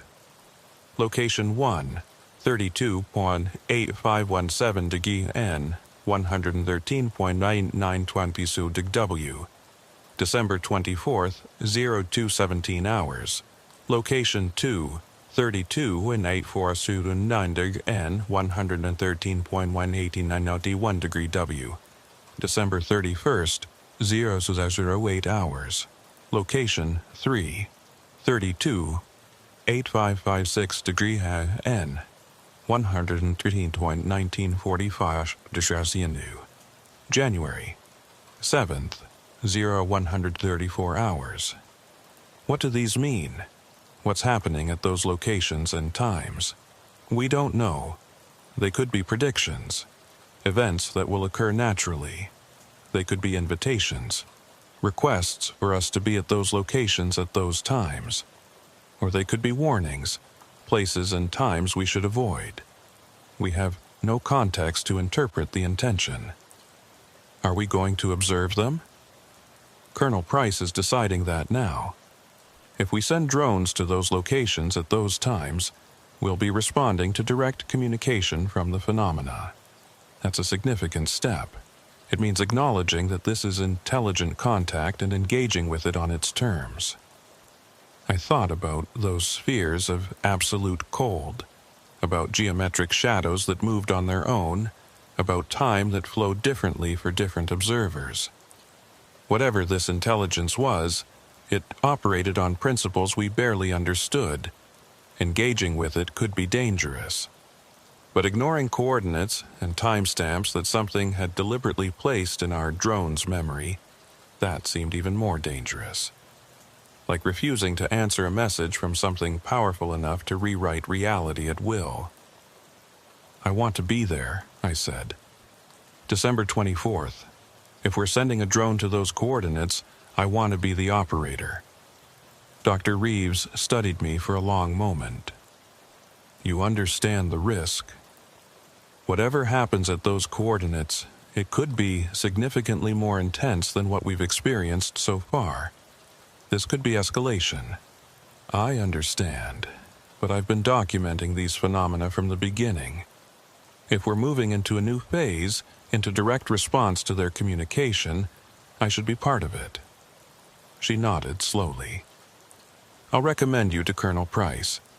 But Riley, you should know, the third segment of decoded data is concerning. It's another mathematical sequence, but this one describes something we recognize: quantum entanglement at a macro scale. The kind of entanglement that would allow instantaneous communication across vast distances, or matter transfer, or other capabilities that our physics says are theoretically possible but practically impossible with current technology. Why is that concerning?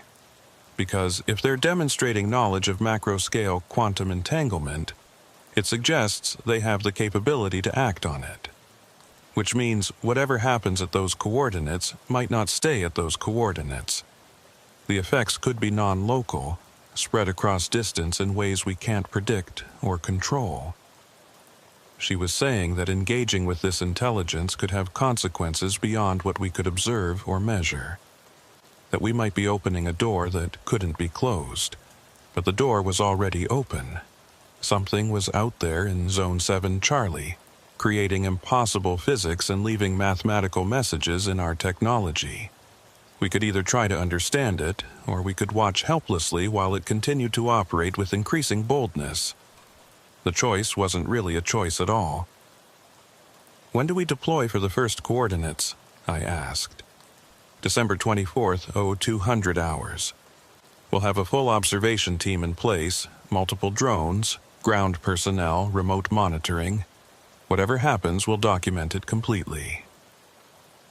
5 days later, on Christmas Eve, I stood at my field post position in the freezing desert night, preparing to fly my drone to coordinates that something non-human had specifically designated.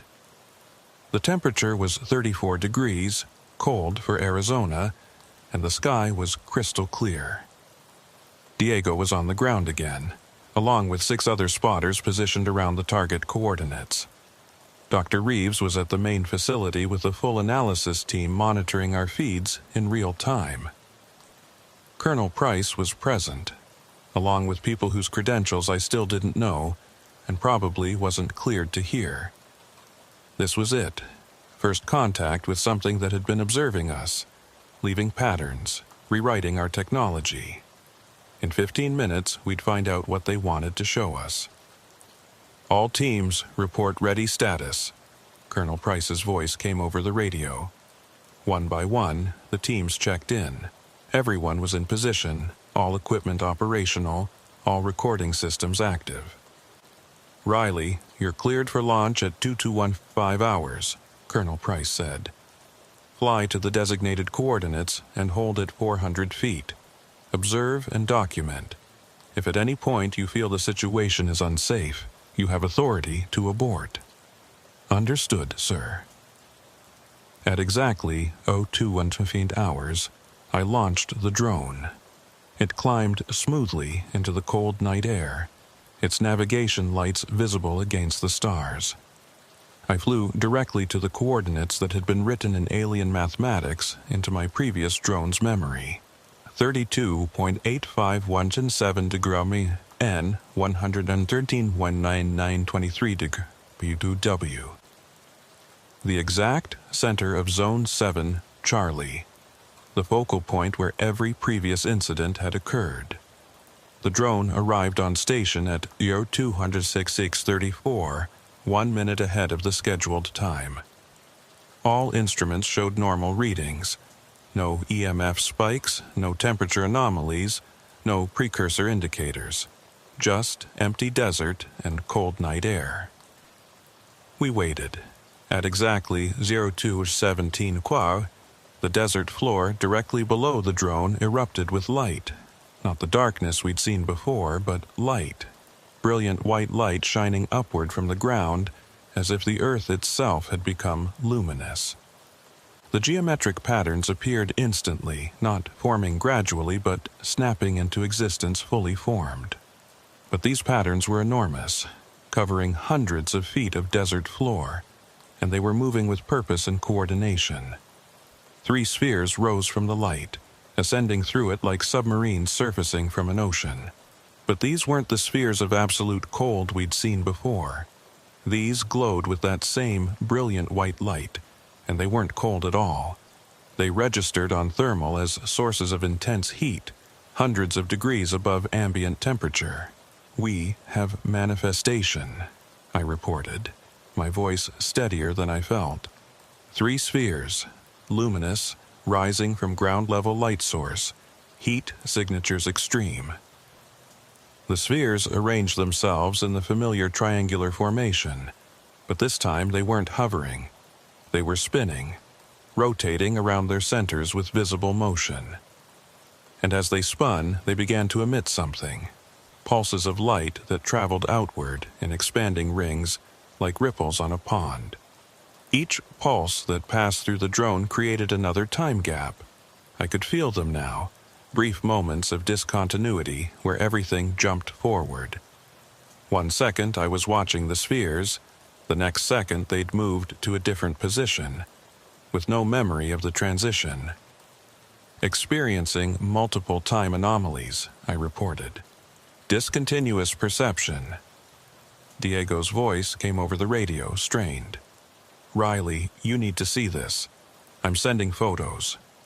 My phone buzzed with incoming images. I glanced at them and felt my blood run cold. The photos showed the desert floor, lit by that brilliant white light. But there were shadows on that lit surface. Human-shaped shadows.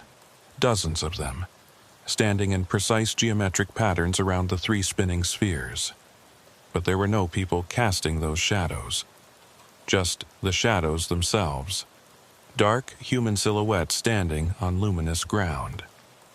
"Are you seeing people down there?" I asked. "No, just shadows. But Riley, they're moving. The shadows are walking around, changing positions. I'm watching shadows with no bodies move independently across the lit ground." I looked at the visual camera feed, zooming to maximum magnification. Diego was right. The shadows were moving with purpose, walking in patterns around the spheres, occasionally stopping, and it looked like they were interacting with each other, like watching silhouettes of people conducting some kind of meeting or ritual, except there were no actual people present. The spheres suddenly stopped spinning. The pulses of light ceased, and for one perfect moment, everything was absolutely still. The spheres, the shadows, the geometric patterns on the ground. Then all 3 spheres contracted to points and vanished, and the light from the ground cut out instantly, plunging the desert back into darkness. The shadows disappeared with the light, and the drone's battery showed 100% charge. I landed the drone and immediately pulled the flight logs. The data showed 93 seconds of missing time. Moments when the drone had been present but not recording. Or recording in that alien Base 6 mathematics that we still didn't fully understand. Dr. Reeves called on the secure channel. "We need you at the lab immediately. All teams, secure your equipment and report to main facility. We're analyzing what just occurred, and we need all available data immediately. As I drove to the facility in the pre-dawn darkness, I couldn't stop thinking about those moving shadows. Human shapes with no humans, walking and gathering around impossibly bright spheres in patterns we didn't comprehend. Whatever intelligence we'd made contact with, it wasn't just observing our technology anymore. It was showing us something, demonstrating capabilities, displaying what it could do. The spheres, the time manipulation, the shadows without bodies. This was a message, a demonstration of power, or an invitation, or maybe a warning. And we had 2 more coordinates to visit, 2 more times when this intelligence had told us exactly where and when it would appear next. Whatever was happening in Zone 7 Charlie, it was building towards something. Something that made impossible spheres and shadow people look like preliminary demonstrations. I had a feeling we were about to find out what that something was.